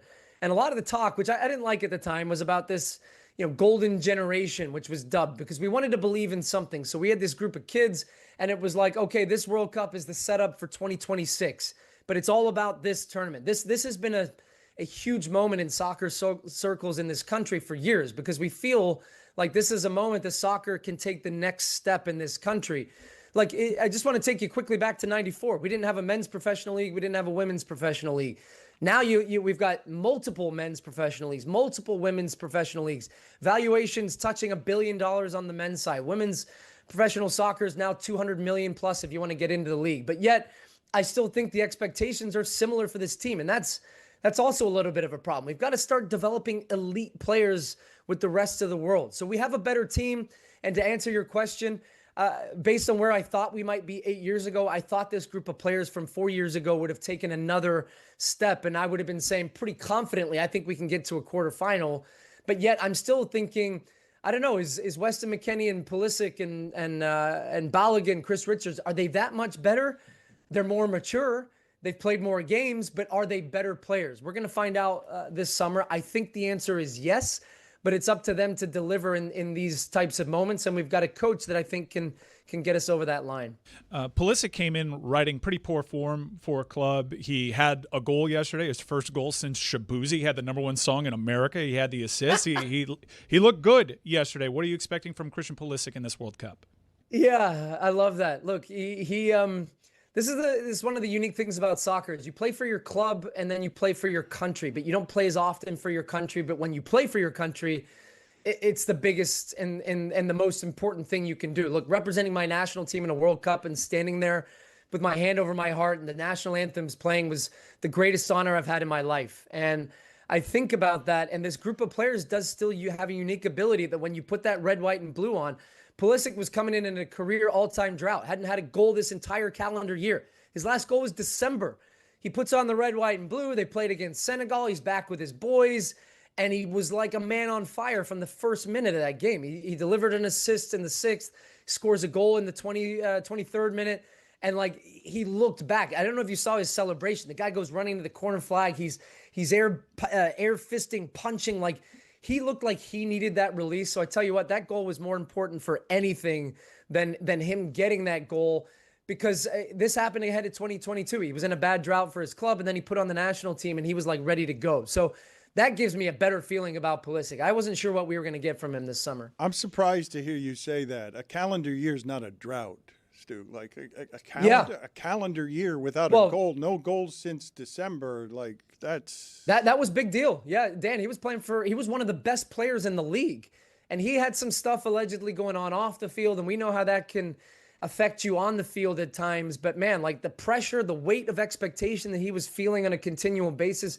I was worried about this guy. He's so up and down, but to see him get that one and almost bust the can out and come out and show that and remind U.S. fans, hold on a minute, I'm going to be the man this summer. That's a better sign. But yeah, you're right. That's not just he hasn't scored in 5 games. We're talking about 6.5 months of not scoring a goal. What is the strongest thing and the weakest thing about the U.S. team? So I think the strongest thing is that I love Mauricio Pochettino. A lot of headlines. He selected 10 defenders out of 26 guys, and that might on paper look like, wow, we're going to be super defensive team. I think it's also a recognition that, look, when we're playing Mexico, Panama, Honduras, Costa Rica, teams on this side of the pond, we can be the aggressor. We can be the protagonist against the best in the world. We just can't. And I think we have to level with the fact that the teams that we had in the past of, look, we're going to be hard to play against. We're going to be good defensively. We're going to punch you in the face when we get that chance, and we're going to score that goal. And I think that was a recognition that can be the strength of this team, is that grittiness, that fight, that hunger to not give you an inch on the field. If we have that, that's going to be our strength. Our weakness, I think, is going to be the goalkeeping position. I'm still not sure we have a guy that in a game where we're under a lot of pressure that can deliver that big save. We don't know who the keeper's going to be. We don't. That's asinine. Exactly. Do a lot of other teams have this problem? Do a lot of other countries have this problem? It's 10 days out. Who's our keeper? No. There's not a single team at the World Cup other than us, I don't think, that has this big of a question over our goalkeeping position, except maybe Mexico, because they called back a guy that's 40-plus years old in Memo Ochoa, but I don't think he's going to start and play. It's a head scratcher, honestly. Wait a second. They called Ochoa back? I know Ochoa. What about Campos? Back, Where's Campos? That's basically the same thing. They're bringing back Jorge Campos of this generation. Memo Ochoa called him up off the beach. You're like, hey, man, you want to play in another World Cup? He's like, yeah, sure, why not? He threw a cigarette butt into the sand on the beach like, hey, we should call back Tim Howard. Let's call Tim Howard and see what he's up to. Stu, is the fact that Tim Ream got called captain an indicator that he's going to play a lot? This, is a bit divisive in U.S. soccer Twitter. I believe he's older than Freddie Adu. So do you expect Tim Ream playing a lot? Hey, man, Freddie Adu, we're going on the way throwbacks, huh? Tim Ream was my teammate. That's how old he is. I'm 40 years old. We played together at Bolton and the U.S. national team. But look, the guy still gets it done, man. And I just think with a team of players, and here's the thing, like normally in soccer, your best player ends up being the kind of de facto captain. Like Messi is not a captain in the traditional sense, that a guy that's going to shout and scream and yell and get in guys' faces all the time. But he's a guy that leads by his play on the field. Pulisic had been a captain. Tyler Adams was the captain at the last World Cup. And I think for these guys, what Pochettino said is, look, we got old man Ream here. He's 38 years old. He's going to be a leader on the field. He might not play every single game, but he's going to play a lot. But you know what it does? By making him the captain, it takes the pressure off the rest of the guys that don't want to be that captain. I think I'm tired of asking guys to be something they're not. Pulisic is just not going to be that type of captain. And I think the qualities Ream brings are bigger in the sense of locker room and leadership. And he's not afraid to stand there with the armband, puff his chest up and say, I'm the captain today, and lead this team. So I'm okay with him being the captain at 38. One of the things that I always talk to retired athletes about is how they exercise now that they don't have to exercise professionally. Do you still run, or did you do you still just decide to go out and run 10 miles for the hell of it? Yeah, you want me to bust out the six-pack, Dan? I work hard for this, man. I have had 15 knee surgeries in my career, if you believe it or not. So I had 4 ACL tears. I have a knee replacement now on my left knee. I did that with the view of being active and maintaining the workout, but also to be a sports dad and be on the sidelines with my kids and run around without pain. I had a period there for a year where I couldn't walk. I was limping. And so, yeah, I get up, I go run 10 miles. I'm actually playing in a charity soccer match on Wednesday, the congressional game in D.C. I do Pilates, I do yoga, I run 5 or 6 miles at least 2 to 3 times a week. I play tennis. I've gotten into padel. I don't know if you've hopped on this bandwagon yet. A lot of former pros have jumped on the padel. It's like a glass-walled tennis game mixed between that and squash. It's big in Miami. So yeah, I stay active. It's my way to stay mentally sane. It's my accountability. If I don't get a workout in, I'm kind of feeling a little off that day. So I'm still my playing weight. I like to brag about that. I'm still 165, man. Let's go. Nice to see you, Stu. Thank you again. He is the lead match analyst for Fox Sports, and they've got the World Cup, and it starts in 10 days. Thank you, sir. Thank you, guys. It's going to be awesome, man. I can't wait. I got to start studying now. So we'll talk to you soon. Appreciate it. See you later. Started Thank you. Let's find a goalkeeper. Yeah, we need to find. We don't have a keeper. We've got 10 days to find one. Jeremy, would you do me the favor of looking up the origins of Pilates? Because I think I can't remember the story off the top of my head, but it's an interesting story on how it is that Pilates started as a professional exercise craze. I have not yet gotten to something that Zaslow and Mike Ryan would not shut up about last week. I don't know how La Noche de los Grandes went. How did it end up going? Oh, what a night! Yeah, when wrestling is cooking like that, what a it night. is just a tremendous art form. What a story was told in Monterrey, Mexico. Oh, this past weekend. They love their luchadors, Dan. Let me tell you something. And Saturday night, you had Game 7, and then Game 7, it ended just a little bit after the show started. So then you put your full focus on Triple A, Mask in Mask.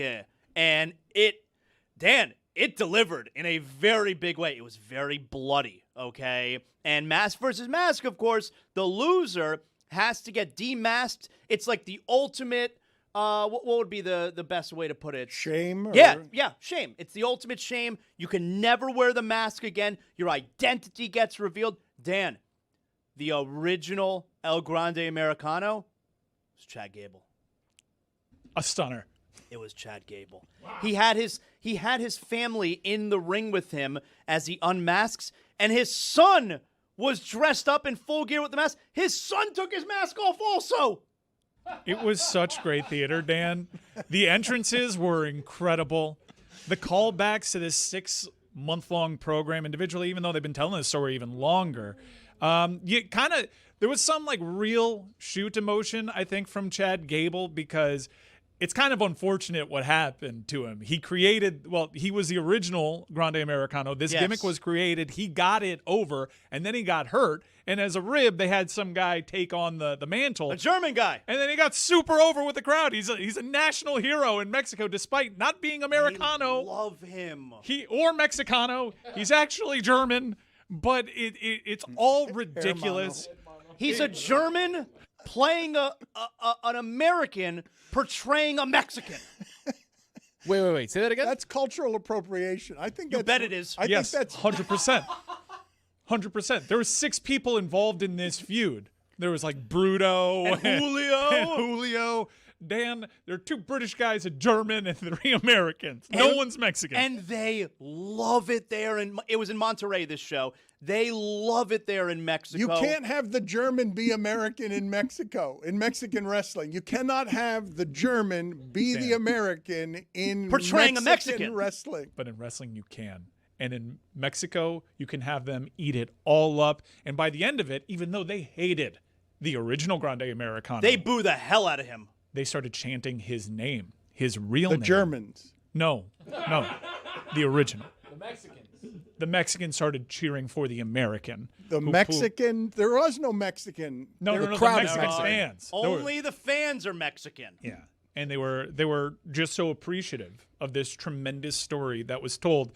If you watch one wrestling match from the weekend, watch that one. It's on YouTube. It already has over 1 million views. It's such great theater. It was fantastic. And then they put his name on the big screen for everybody to see. Chad Edward Gable. Now what happens to his great shame? Like, he's there, he's bloody, he's maskless. Well, the weird thing is, while this is huge in Mexico, he's going to go over to WWE programming, and it's a kind of a bizarre thing. He'll be on Raw tonight, and we don't give a shit. They don't really care. Now, Raw is in Europe for like the next month, I think. So we'll see how this all works out for Chad Gable, who legitimately is an Olympian. Like, he is he's a great wrestler. He's a tremendous wrestler, and hopefully this. But no one gives a shit. No one gives a shit about him or the actual over Grande Americano in the United States. They come out, they're curtain jerking, they do like 4 minutes on the screen, they run out, and no one really cares. But on weekends on YouTube and in Mexico, this is the best thing going. We were in my house, me and my son. I had a friend over and his kid too. We were cheering and yelling at midnight on a Saturday night for these 2 guys in masks. It was awesome. No one cares, you say, and yet I believe we have done a better job covering this than any mainstream American sports outlet. The German who's playing an American in Spanish. Portraying a Mexican. in Mexico portraying a Mexican. I texted Pablo. I'm like, you have to get on this. Like, this thing exists, and it's a beautiful thing, and it's all about the connection to the fan base. And only wrestling can really do this. What a you have sport. grown men also wearing masks in the audience. Only wrestling should do this, to be clear. All of it is asinine. That kid, his son, should not have also been shamed by having to take his The son was in the ring standing next to his sister. The kid was maybe 7 years old. He's wearing the wrestling The gear. singlet. Yep, he's wearing the singlet and the mask. And he took off the mask. Adam Schefter is reporting that A.J. Brown is likely to be traded to the Patriots in the next 24 hours. Before we talk about that, though, can we find the origins of Pilates, please? Yeah, well, speaking of Germans, this was developed by a man in Mönchengladbach, Germany, who was being held in Nakulu internment camp on the Isle of Man during World War I. His name, Joey Pilates. And he was helping veterans, right?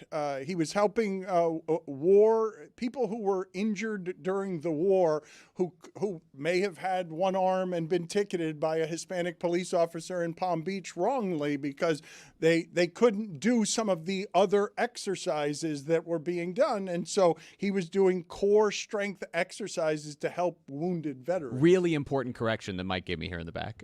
Mönchengladbach. I'm glad we got that right. I was watching Tony during that, and he was impressed that you tried it. Like, I saw Tony looked at you with something. It's a rare time where I felt like Tony was looking at you with admiration, thinking that you were a bit brave because you didn't just skip past that. You didn't have to try to pronounce that. There are all sorts of ways you could have worded that without trying to pronounce it. But Tony, it's hard to get Tony to be impressed by anybody around here. He seemed impressed that you showed the courage to try Navigated the speed bump of the internment camp, too. I would have been worried about that. Like, what is that? Where are we at there? What is that? I'll give you a book. No. I know what it is. I'm saying, where are we with that? Yes, I know. Yeah, no, it's a good point. I appreciate that. I appreciate know what the it is. Trust admiration. me, I know what it is. The greatest generation. What was the details that are relevant here to the audience where I saw somebody was going to win $1.7 million if the Spurs part of was it a 4-leg? Yeah, just real quick, I just want to confirm. That was not a joke. His name is Joey Pilates? Yep. All right. Well, Pilates wasn't famous until he named it Pilates. Still a ridiculous name. It is a ridiculous name, but Pilates wasn't around before Joey Pilates made it Pilates. But he's Joey Pilates. I know, but Pilates wasn't a real word. Like, nobody knew what Pilates was until they knew what Pilates was. But it sounds like a rib. Hey, who invented Pilates? Joey Pilates. We also learned on Friday that orange was named after the fruit, that the color was named after the fruit. Not the other way around. It's a chicken and the egg situation, Dan. It's an orange and they just called it red yellow. And a color situation. The bet. What are the details of a $1.7 million parlay that was won when the Spurs won that game? You have to hedge that, do you not? If you're wagering $2,500, what are you shrugging your shoulders? How much do you even hedge on that? $500,000 on the the other team to win?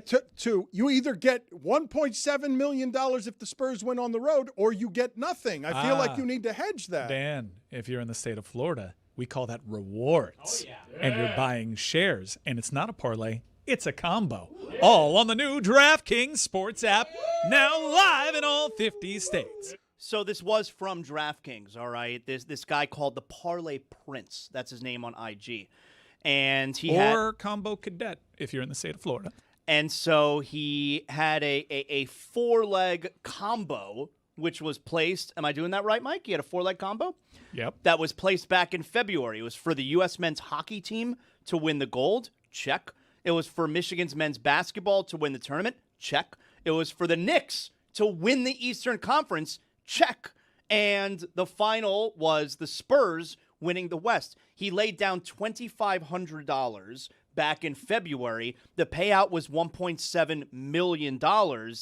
He was being offered a cash out, as the video audience can see, of over $600,000.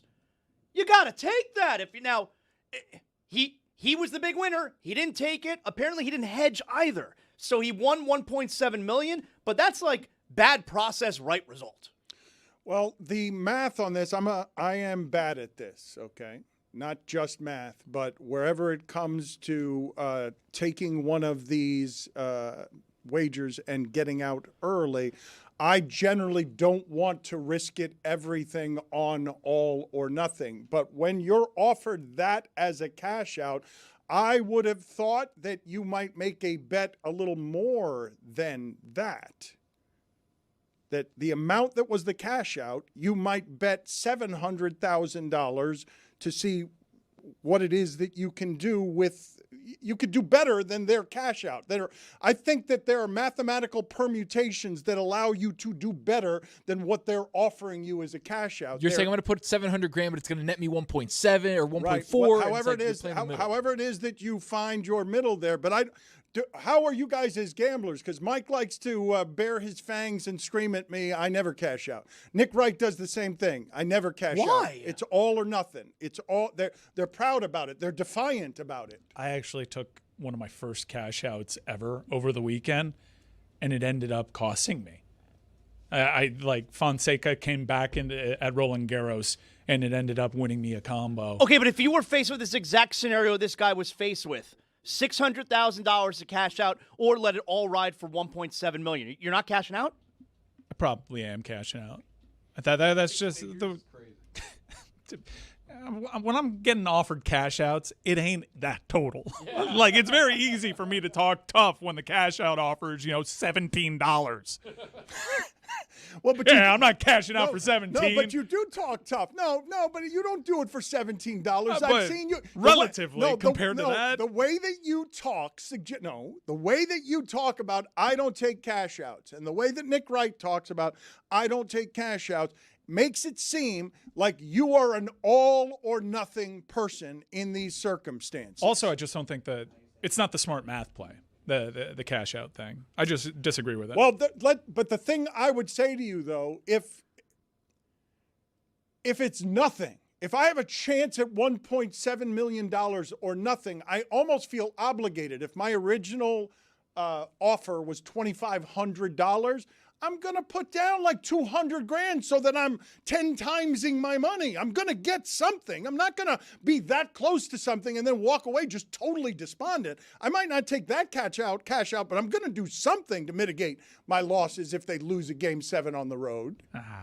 Live big. I just don't like taking the cash out. I like that the books offer that. That's great. Thank you, DraftKings. And you can check out the new DraftKings app.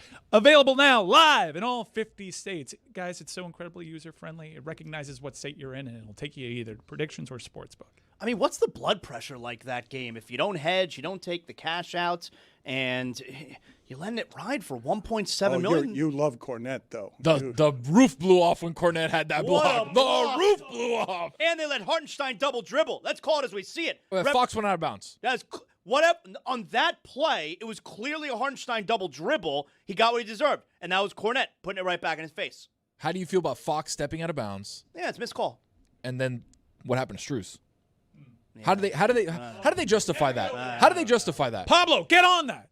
I've never seen anything like that. They changed the score 10 minutes later. It was like 8 game minutes later they changed it. They do some of that, though. It's usually not that much longer. But the foot on a line on a 3, like that's something that I've seen. How about when the foot's not actually on the line? Did you guys see that Silver said what it is that I brought up last week of we're going to end up when the officiating's just all computerized? Like, it's going to happen. I don't know when it's going to happen, but it's going to happen. You're in agreement it's going to happen now, right? When Adam Silver is saying to you, yeah, we're looking at all of this because you can't have referees making these kinds of mistakes. You're asking me if I think Adam Silver's going to get something done? That's what you're asking me? I'm going no. If technology is going to get it done, it's not going to be Adam Silver getting it done. It's going to be whatever the technology is that 5 years from now, 10 years from now, we're just not going to get these calls as wrong as we get them when there's too much riding on it. And even if there's not too much riding on it,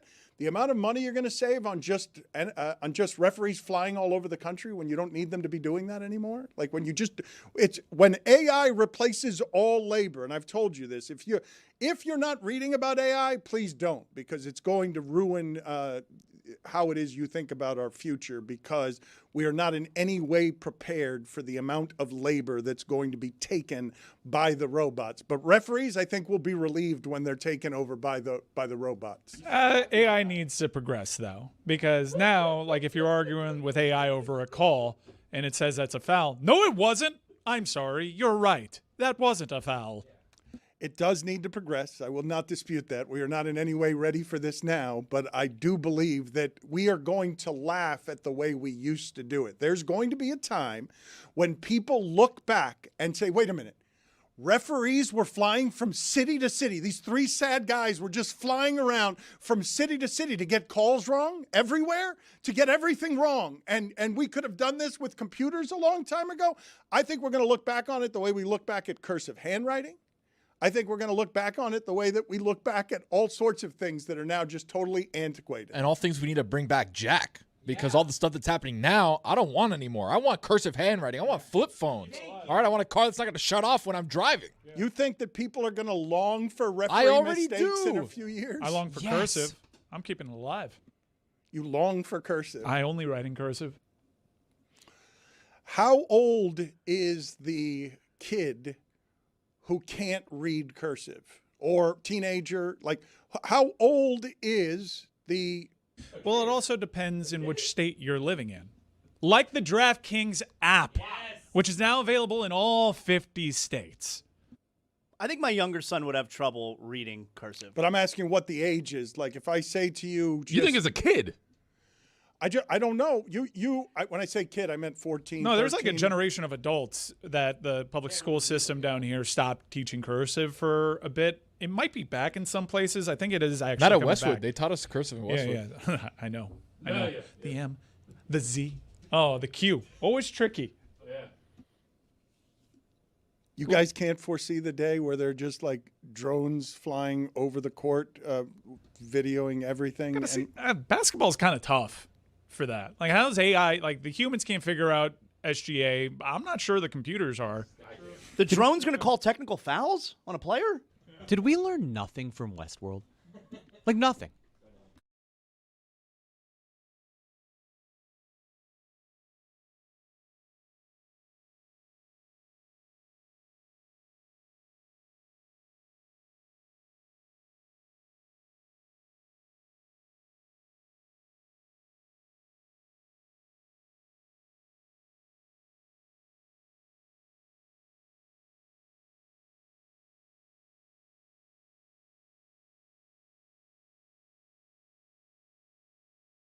Hey, audience. Who made it to Charlotte? Don't go anywhere. We're staying live. All show today.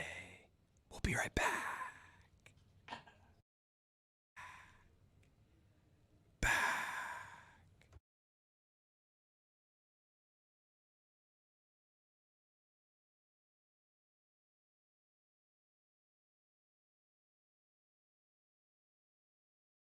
I have to go back to Chris Cody here because I'm not sure that I knew this. I have to go back. So you're married to an identical twin. That's right. Okay, I have questions. Go on. First, not too many questions. Well, I know your father's sitting right next to me. It's a little weird. Okay, so first question. No wonder they're into swinging at that house. Were you always able to tell them apart? Not at the beginning when we were just dating. Her sister has like a beauty mark on her face, so I was like, mine's the one without that. Okay. My next question is, a lot of times, your wife or your girlfriend will be like, you think my sister's attractive, don't you? You clearly think her sister's attractive. That's right. Undeniable. If you think your wife's hot, you think her sister is hot. My sister-in-law's hot. That's There, I said crazy. it. Right? I've never said that to her before. No, you got to say that, though. Well, you must think she's hot. But Zaz, here's the deal. Everyone with a hot sister-in-law thinks their sister-in-law is hot. He's the only one who's allowed to say it out loud. That's the difference. That's true. That's true. Not like the rest of us are like, oh, my sister-in-law is terrible. Like, if you got a hot one, you're like, oh, my God, she's hot, but you just can't say it out loud. Yeah. And are they actually different? They're very similar in a lot of ways. So how'd you choose? The other one was taken. Papa Cody, wait a second now. You experience this. I mean, do you find one more charming than the other? At the very beginning, I too had difficulty telling them apart. But do you like, now that you've gotten to know, presumably both of them pretty well, do you think that your boy made the right choice between the two? I have to say that. I mean, of course he did. Oh, my goodness. Of course he did. Now, I love my daughter-in-law, but they're eerily alike. Now, not just physical. What I'm about to admit now is a little embarrassing. Go on. There are times, in marriage, you're going through, We know. you're like, we know. it's just, this is I don't like where this is headed. I don't either. I do. Where sometimes you just like, if you're trying to keep things fresh, you just imagine it's the other person. Oh, no. That's Whoa. an No. unbelievable admission. That What's is- the matter with you, man? I didn't hear Suey. that. Hey, guys in the room outside, mark that down. For the Suey record, revelation. did everybody see as one of society's great empaths? Did you see me try to get in the way? Did you see me try to dive in front of that? He refused. He went. He plowed straight ahead. He did. You guys never struggle, huh? Your wife clearly does not listen to this show. Sure what, doesn't. what, you got, what you in got hell no did- worries what that did you this is just getting say? back to her. Tony, how you feel about that admission? Not great. Yeah, not great. Even though, admittedly, Chris says that his wife doesn't watch the show, which is good, right? Very so he good. feels like he can shoot from the hip here and not really be taken to task, like Dave said. Very good. But the issue is, sometimes some things are so flammable and so big that they peer through the veil of Chris saying, "Oh no, my wife doesn't watch the show," where she's like, "You said what?" That was Bigger than the show, man. Bigger than the show. Let's not clip this if we can. That was an incredible admission. It really Greg, what was. did you make of all that? A little bit unfortunate. I wish he hadn't said that. It could come back to haunt. You guys never struggle. Well, in the context of this show, you can always say, I was just kidding. Of course I was just kidding. But will she believe you? I was. Okay. What is the Nick Bobick? It's a 60s song. The name game. Nick Bobick. Banana Bofick. Me, my Momick. Nick. Rosanna, Babana, Rosanna, Babana, Rosanna, Babana. I'm the kind of guy that Nick. Who made it the salad? Hey, Butterfinger. Who made it the salad? Nick Bobick. Who made it the salad? Georgia. That's not correct. Very good. It's a parrot that says very good out of the side of its mouth. That's correct. What does this have to do with the name game? I'm not going to take a quiz. Rosanna, Babana, Who made it the salad? Me, my Momic. Let's go, States. We're rolling now, huh? That's not correct. Doesn't make it right. But damn. Don't go showering to try to please me. Do you like breathing hot neck on the neck of hot? Wow. Are you turned on? Do you like Dangling. breathing hot neck? What's going on here? Do you like Sexy. breathing hot neck? You have been dry humped many, many times. Intimate. You have been dry humped many, many times. Little pelvic thrust situation? I like that. Have you ever consoled a naked man before? What does it feel like to get dry humped? SLPP. I've never consoled a naked man. Breathing hot neck? I've never consoled a naked man. Many, many times. SLPP. People out there, stop sending me pictures of the hotel rooms with the chair, okay? Stop sending those to me. I like that. I like that. He was naked, Intimate. dangling. I would hold that thing really tight. How would you do it? What's going on here? Do you like Sexy. breathing hot neck? Do you like breathing hot neck? I've been dry humped. You never know. I've been dry humped. Many, many times. I've never consoled a naked man. You ever consoled a naked I've man? never consoled a naked man. Many, many times. You never know. I like that. You know what I'm talking about? Chris Cody and Roy revealed this to me. And Roy, I don't know the context of what it is that you guys were talking about that revealed this about Chris Cody. Yeah, Chris asked me what the sound from the first down for the Dolphins games were. And I said It's just a noise I've made throughout my entire life. It's just like one, like I just did it. Hoo-wah! Yeah. And to me, that's another Miami Dolphins first down.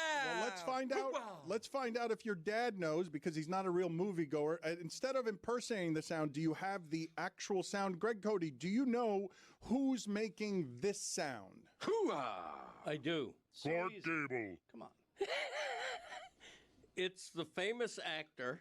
Rock Hudson. Oh, this is great. He doesn't know it. It's the no, it's the famous actor And I got to pin his name down because I don't think You should be able to say this immediately. I don't think it's Robert De Niro, but I think it's In the neighborhood. In the neighborhood.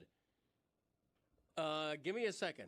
Robert De Niro. Humphrey Al Pacino.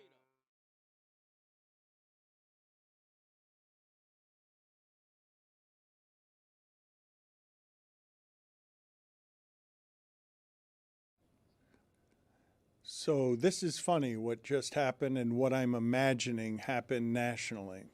I don't think we told anybody that we were staying live all 4 hours. So I imagine the people who usually leave at about 11 o'clock Eastern just left. And right now I'm on YouTube talking to nobody.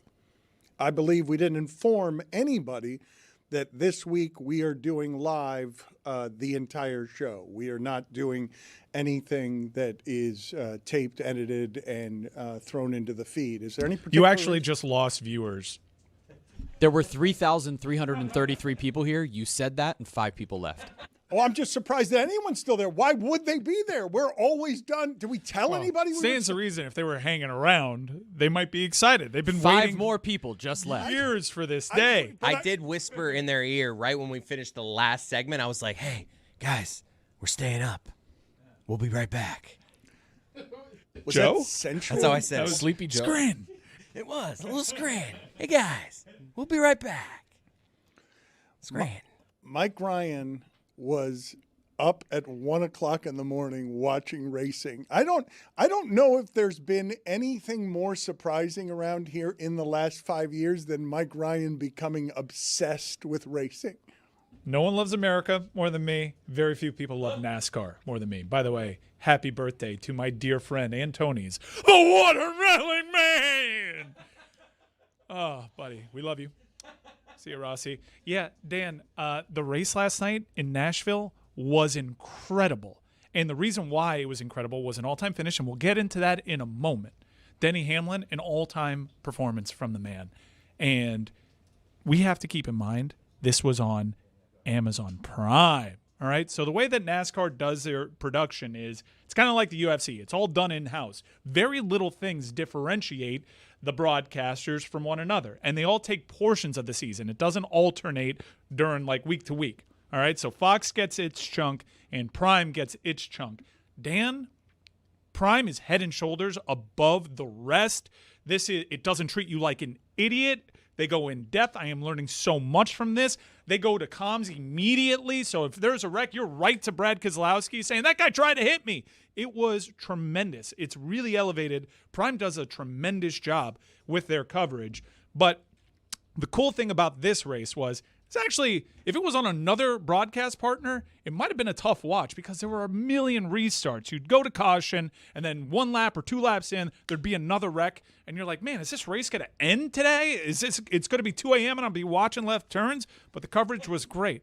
Anyways, we had a clean finish here, and I want to show you this. Denny Hamlin won the pole. He was sitting up top, but he got up to a fast start when the race started. So that's a violation. He got sent to the back of the pack.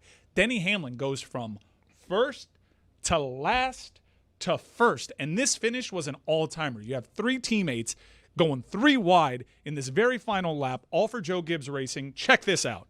1 lap to go, sponsored by Credit One Bank. Who's it going to be? Hamlin, Bell, and Briscoe, they're all there. 3 wide to turn 1. This is incredible. Bell shoots to the lead. That's going to take the line away from the 19, but Denny's going to clear into the lead. Denny Hamlin chases inside after Bell had squirted out front. Hamlin in charge. 1 last run for Bell in the outside lane. Can he get there?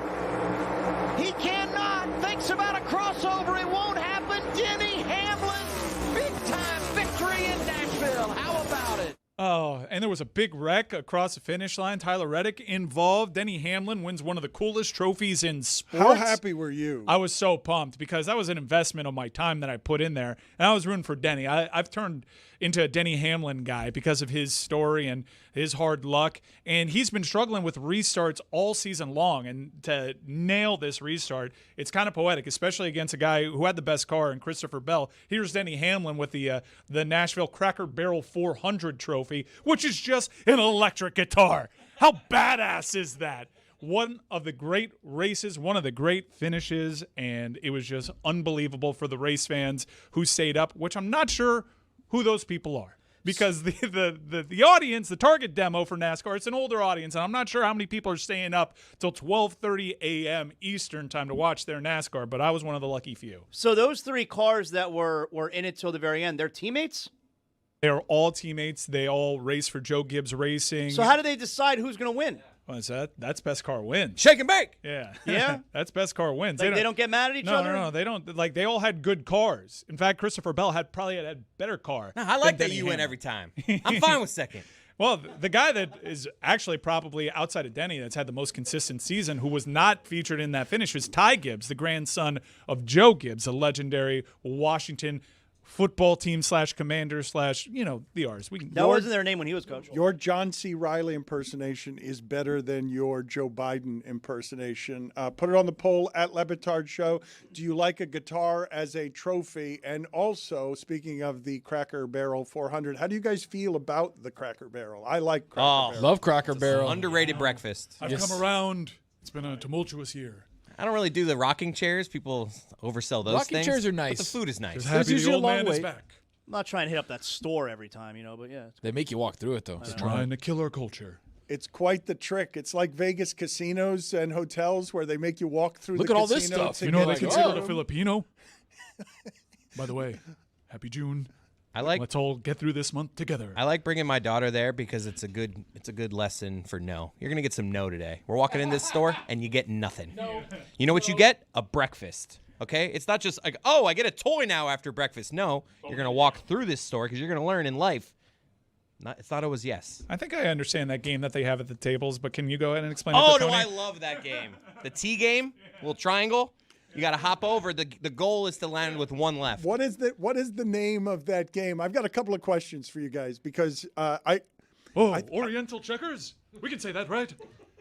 It's a play on for me. Another football team. Leighton Orient, guys. The Kings. It's a triangle, and it is what? Is it 9 pegs, 12 pegs, something like that? And you have I don't to. like that. The iconic Cracker Barrel T game like is zero. parenthetically called Triangle Peg Solitaire. Arg. What's with this show today? Put it on the poll. Do you know what triangle peg solitaire is? Because there's no way that people know that that's what the name of that is. But the thing that I was thinking about this weekend is I couldn't think of what the name is for the little device that they put in a pizza box to make sure that the cheese in it's being sent to you doesn't The touch tiny the table? top of the box. Yes. I didn't know what that was called, and B, I wanted to ask you guys if you thought that was a Hall of Fame invention. Because I don't know when that started, but that was not something that was around when I was in college. I would always get pizza that would have cheese on the top of the box because I did not know how to do this table thing. Is that what it's called, Tony? Table thing? No, I just made that up. It's called a pizza saver, Dan. Tiny table. Pizza saver? Yep. So do you believe the pizza saver is a Hall of Fame invention? Do you believe that you would put it in the class of a Hall of Fame invention? More of a wheel and electricity and internet guy. I wouldn't put it in the Hall of Fame just Top 5. yet. I would go with the actual table before the pizza table. I would go with actual pizza. Everybody likes pizza. Put it on the poll at Le Batard Show. Does everyone like pizza? And also put on the poll, is the pizza saver table? I don't think people are going to get the question if I don't name this right. Man, I'm put telling it behind you, though, air fryer. To Dan's point, I had a Taco Bell Mexican pizza ruined by the box going down on it. The Taco Bell Mexican pizza needs the little table. It depends what pizza you're ordering. Hall of Very Good, perhaps. Jeremy, can you please see if you can find out when that thing was invented and what it is actually called? It's called pizza saver. It's a tiny table. But I don't feel like anyone. If I say to anybody, look, you tell me if I'm wrong, Zaslow, because I can't believe that I would be wrong about this. If I were talking to any or anything else for that matter, human being in the world, and I just said the pizza saver. Do you know what that is? I don't think anyone's going to the table that keeps the cheese off the top of the box when it's being What a delivered. superhero that would be, though. That is a great superhero. That's what I would be as a superhero, in the tights, bulging out of all the wrong places. I am the pizza saver. Oh, are you thinking about throwing away that crust? How dare thee? Don't throw that away. I can help you with that. I will eat it. I'm pizza saver.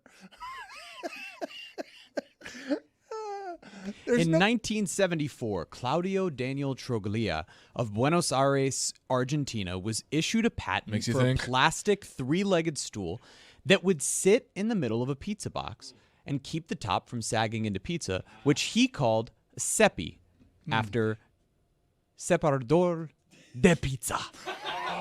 So I really thought that you were going to tell me his name was Joey Pizza Saver. In 1985, Carmela Vitale of Dix Hills, New York, was issued a What's the patent show for a today? similar device. She called it a package saver, but it's since been renamed to Pizza Saver. So this was invented in 75?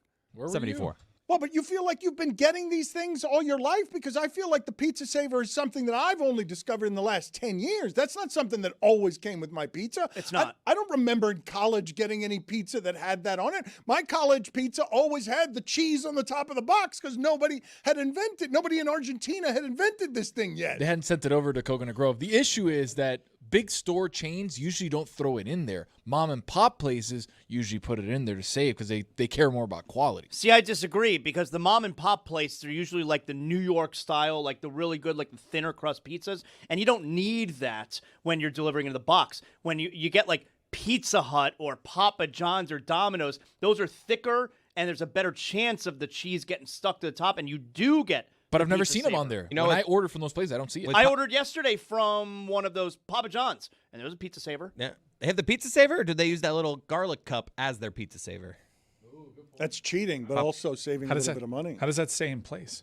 You think Where there's a it's garlic cup that just sits in the middle of the pizza? I'm just thinking anywhere. I'm just trying to spitball in here. All right. Wow, you really bailed on a little your point. two-bird situation. Well, Kill two birds. I want this garlic sauce in here, and look, it can put it in the middle. It's a and good it point, protects my actually, pizza. because some pizzerias, according to the origins here on Wikipedia, some pizzerias have eliminated the use of this plastic pizza saver by returning to the old method of simply baking a bread ball into the center of their pizzas to hold it up. Wow. It sounds like Pizza Saver ran into capitalism's cost saver. I want to go back to what Chris was alleging. You think that What's up? there is the cup of the garlic sauce or the tomato sauce. You know about that garlic sauce? That, of course I do, but that's not what we're talking about right here. And you think that they put that on top of the cheese. I'm just, thinking out loud. I think that you really fell apart on interrogation because you've gone now to. I was just spitballing and I was just thinking out loud. You have no conviction in your point. It's falling apart under the merciless cross-examination of Zaslow, who thinks you're a fool. You feel it, and you're like Chet Holmgren last night, or Saturday, where you're like just scared in the face of a real pizza expert. I'm not so sure. You look like a pizza expert, just like Chet Holmgren looks like an NBA basketball player. But in the face of the Wemby of pizza, you are folding under cross-examination. So if I ask for multiple, boxes of the garlic sauce, they're plopped on top of my cheese pizza. That's what you're saying. I was thinking if they're on the outskirts of the pizza, they could still do some work to support the box. Is all I was. But really you don't getting believe at. in your point. You're just your body language has gone to hell. Like you don't feel confident anymore. Once you've gone, I'm just spitballing.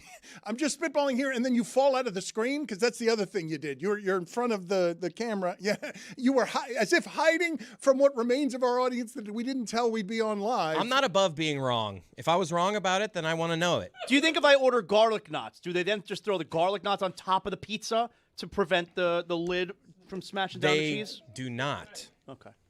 Garlic knot. What happened to Jesus Sanchez? Was this in Toronto that this happened to him, where he's hit by a baseball thrown by a fan? And let's see this video here. It was not in Toronto. Yeah, this is in Baltimore, I believe. And this is an incident where you start off very angry.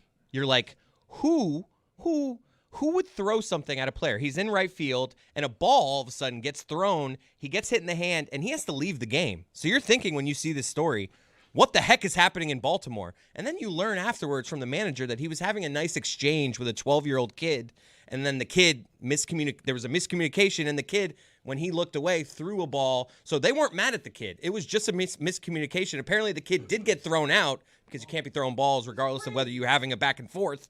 So it's just a kind of interesting story that you never see. Baseball gives you these things. Other sports, I feel like we've seen it all. Baseball, you get shit you never see. This would have never happened to that woman who was ticketed by the West Palm Beach police officer. It's got to be a lefty. Yeah, don't forget about Jim Abbott. It's also a pretty amazing throw by that kid, huh? Tremendous accuracy from the 12-year-old. Henry Rowan Gardner situation. Yeah. Get me that up! Call that kid up. Also annoying how good Jesus Sanchez is now that he's not a Marlin anymore. Nah, you're overreacting. If you're the dad of the 12-year-old kid, you're seeing it happen right in front of you. Your kid, he thinks that Jesus Sanchez wants to play catch. The kid throws it, it hits him. You immediately see that Jesus Sanchez is uncomfortable. He might be hurt. If you're the dad, like you got to turn to your kid like, get the hell out of here. Run. Right. You've injured Toronto's outfielder. You've hit him in the hand. Run. He's writhing in the outfield. And yeah, I think in that instance you do have to run before security comes and gets you. But I do believe there should be some dispensation. There should be some kindness about the fact that Jesus Sanchez was trying to play catch with the kid. You don't throw a kid out when Sanchez baited him. Hey kid, we were playing catch. It's time to start the game now. I'm kind of with the team here. This kid needs to be punished. Yeah. Well, he was punished for just tossing a ball to an outfielder who, couldn't have asked him to toss the ball because he wasn't in any way expecting the ball. Regardless, when you think of Marlins outfielders, that's not what I do. I say, wow, that 5 years with Stanton, Yelich, and Ozuna would have been pretty good. That 5-year period where all of them were doing special things, that would have been a good outfield to have down here for a while. If the MLB approves their new salary cap thing, the Marlins will just have to add $92 million to their payroll to meet the floor.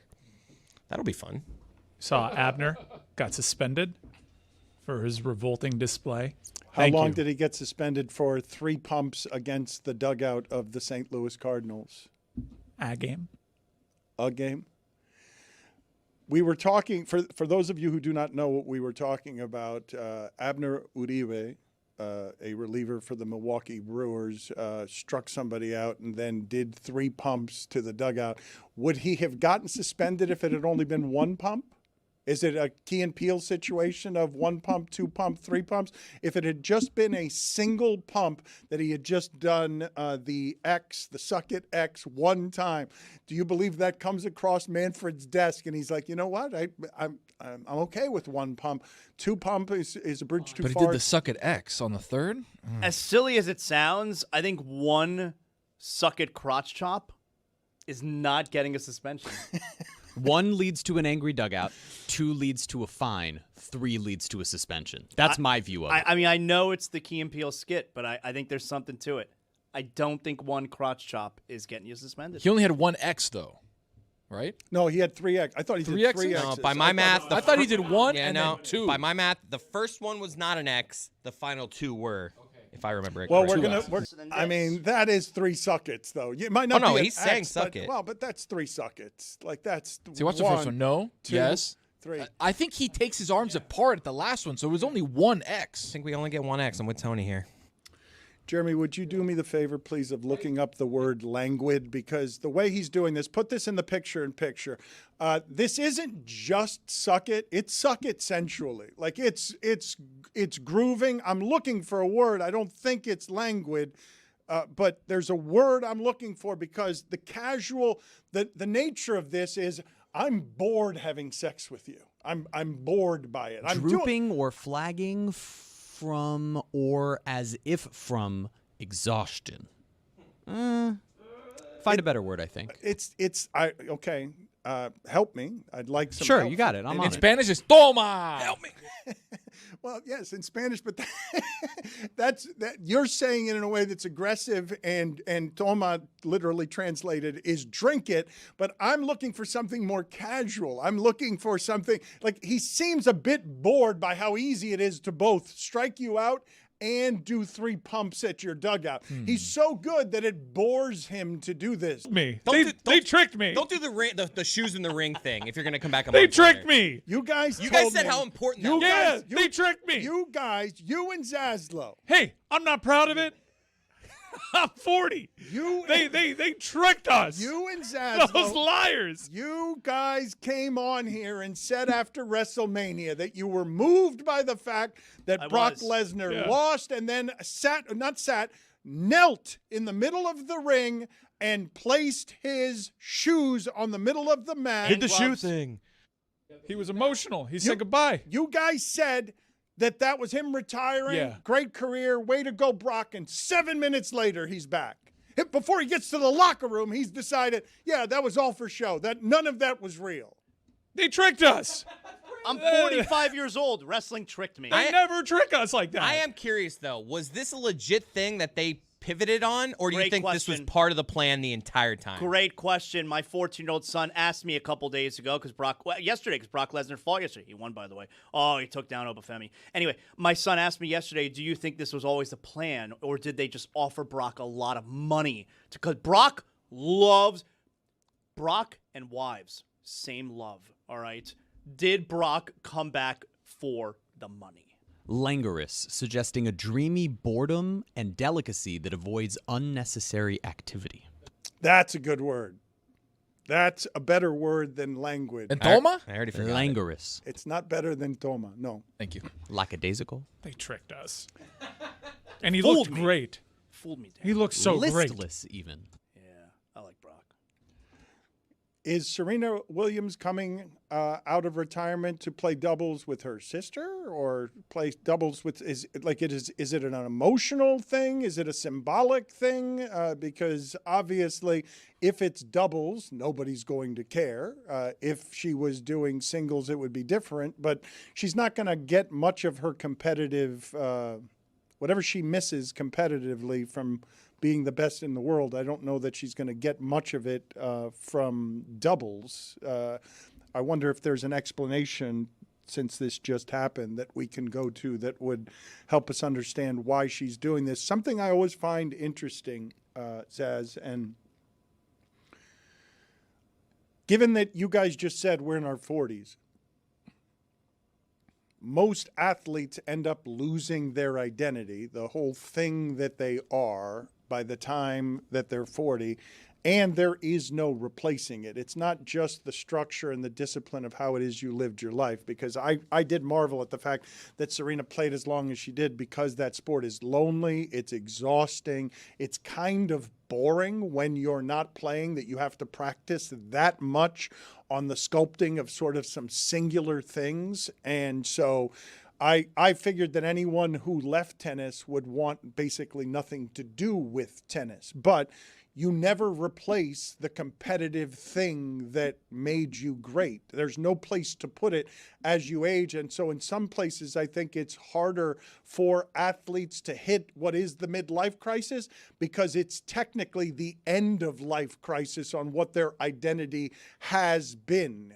You can't pour that much of yourself into something and have it not be a lopsided form of who it is you are. And so we're still working in our 40s. All of us are still doing the thing that we like. But when you're an athlete, you're lucky if you even get to 40, obviously. So I would imagine that Serena Williams has a hard time replacing what it was to be Serena Williams. She's going to be playing with Victoria Mboko, who's a real up-and-coming tennis sensation.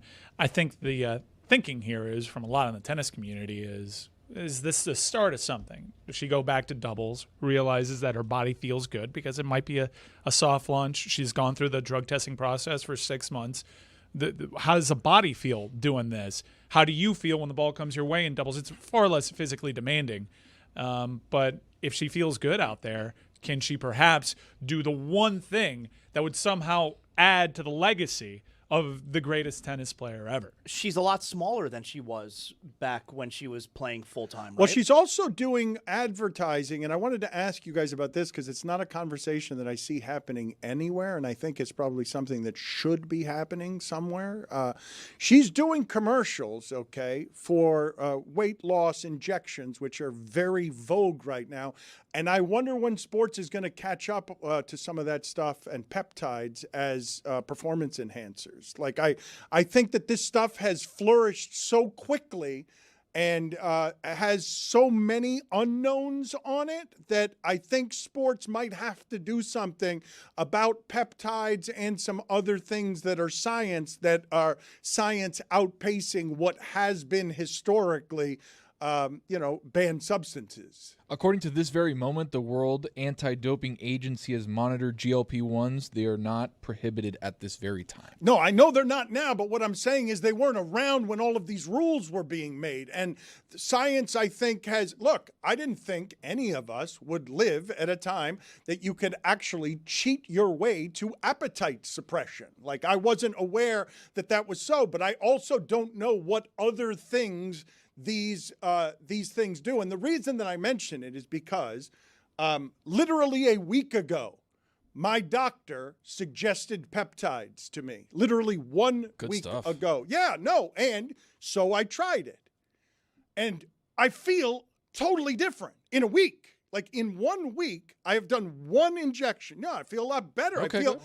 You're doing the injections. BPC 157. That's a way to get them to work. I mean, Wolverine stack. It's just I don't even know what peptides are, but it is evidently something that's beyond whatever Ozempic or Mounjaro is doing. Well, those for are people. GLP-1s. Those are a different story and different class of things. That's right. Drink it in. This is me feeling amazing.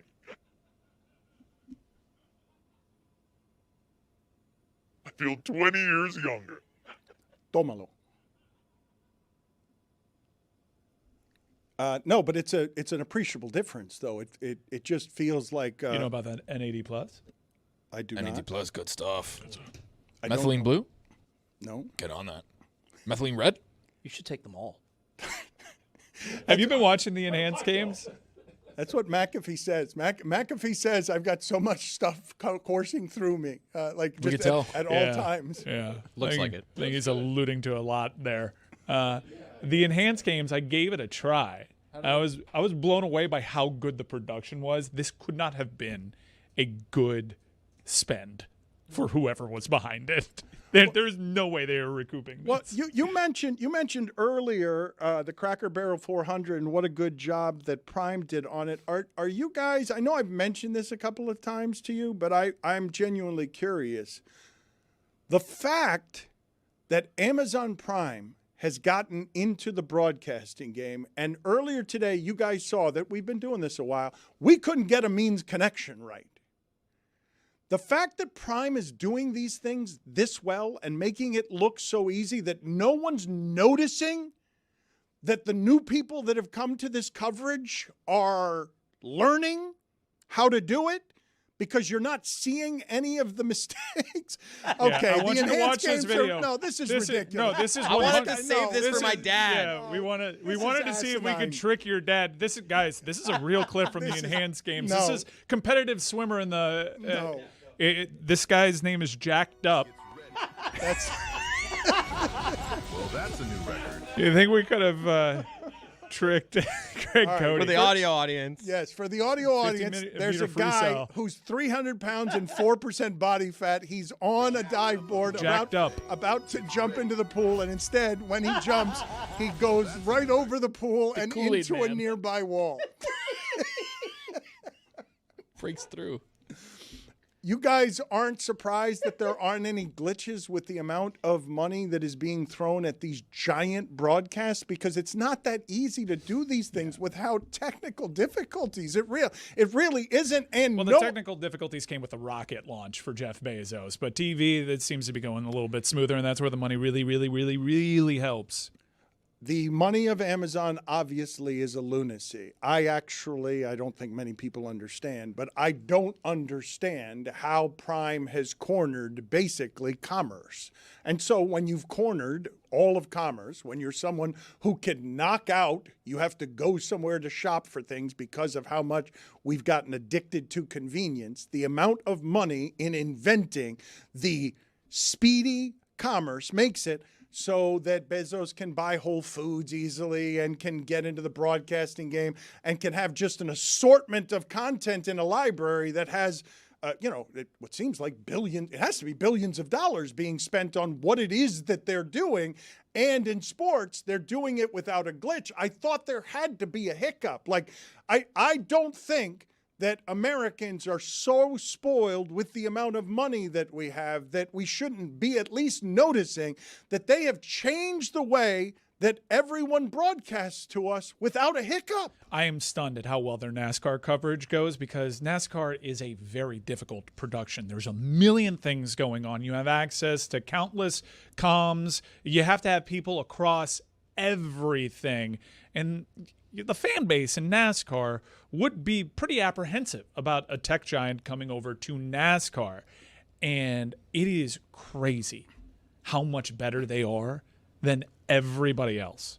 We're in for a really fun time in sports because what you want is the best who have money competing against each other to grab the customers and do better than everyone else is doing at the spending of money and the return on that investment. But the idea, Zaslow, that you can just click on your app now and get coverage that's better than any coverage that you're used to getting from a retailer.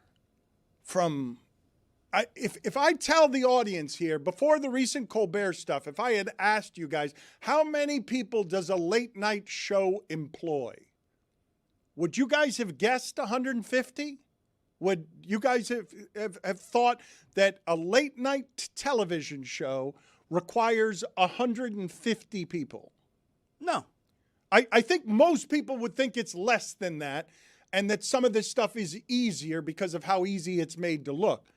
These broadcasts require hundreds of people to mobilize wherever it is that they're broadcasting from at 12:30 in the morning, the Nashville at the Cracker Barrel 400, and no one can make a mistake that interferes with the broadcast. Like, we have not gotten one glitch that's embarrassing from Peacock, from Netflix, from Prime. We haven't gotten one thing where people are saying, that's garbage. I see how they're learning there.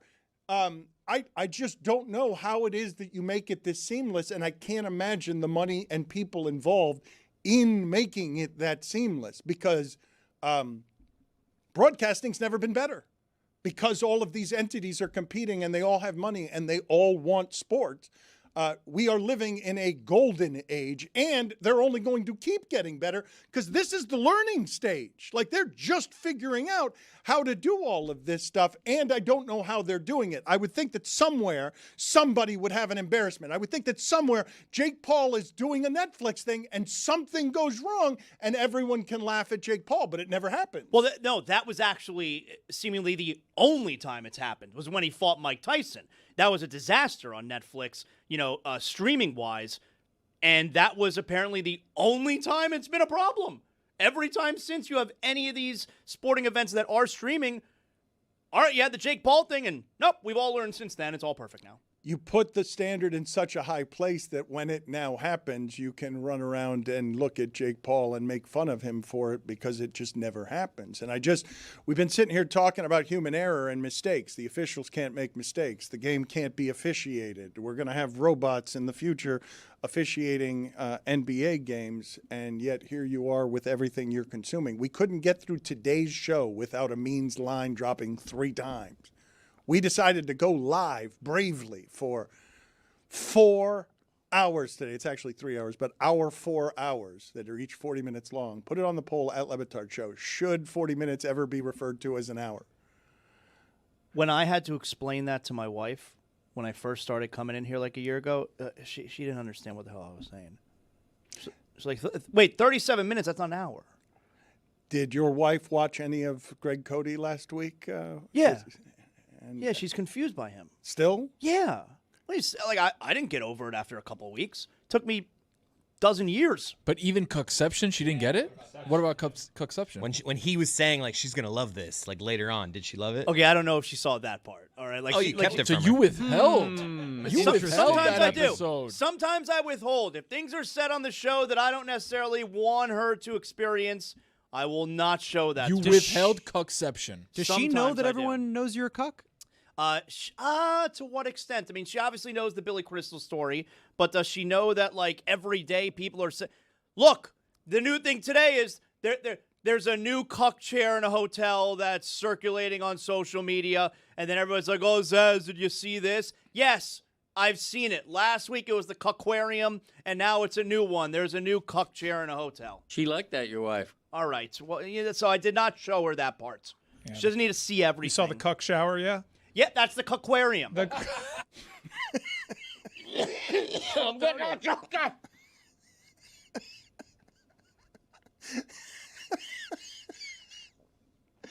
Have you guys seen Billy Corbin's movie on Hulu? It's the most popular movie, documentary in the history of Hulu. It's about the Falwell family and the fact that Liberty's president, Falwell's son, was famously a cuck with a Miami pool boy. It's great. It really is. You guys haven't seen what I'm talking about? Is it called God Forbid? Is that what it's called? You guys, you haven't seen what? You haven't seen it? Says it's worth a. This is Jerry Falwell we're talking about? It's Jerry Falwell's son. It'd be Junior. difficult. Yeah, it's Junior. You should really watch it. It seems like Dan really wants you to watch it.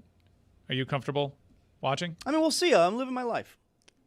Just pull up a chair. You will see, because watch. you are comfortable watching.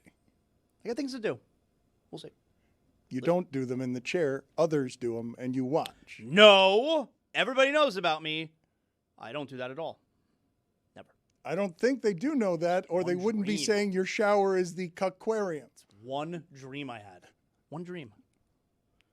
Someone sent me a picture of the Cuckwarium, and they superimposed Billy Crystal in the shower. Swear to God. Did it turn you on a little? Well, he wouldn't be in the shower, right? He'd be outside. You'd be the one in the shower. Just standing there, like, being all funny.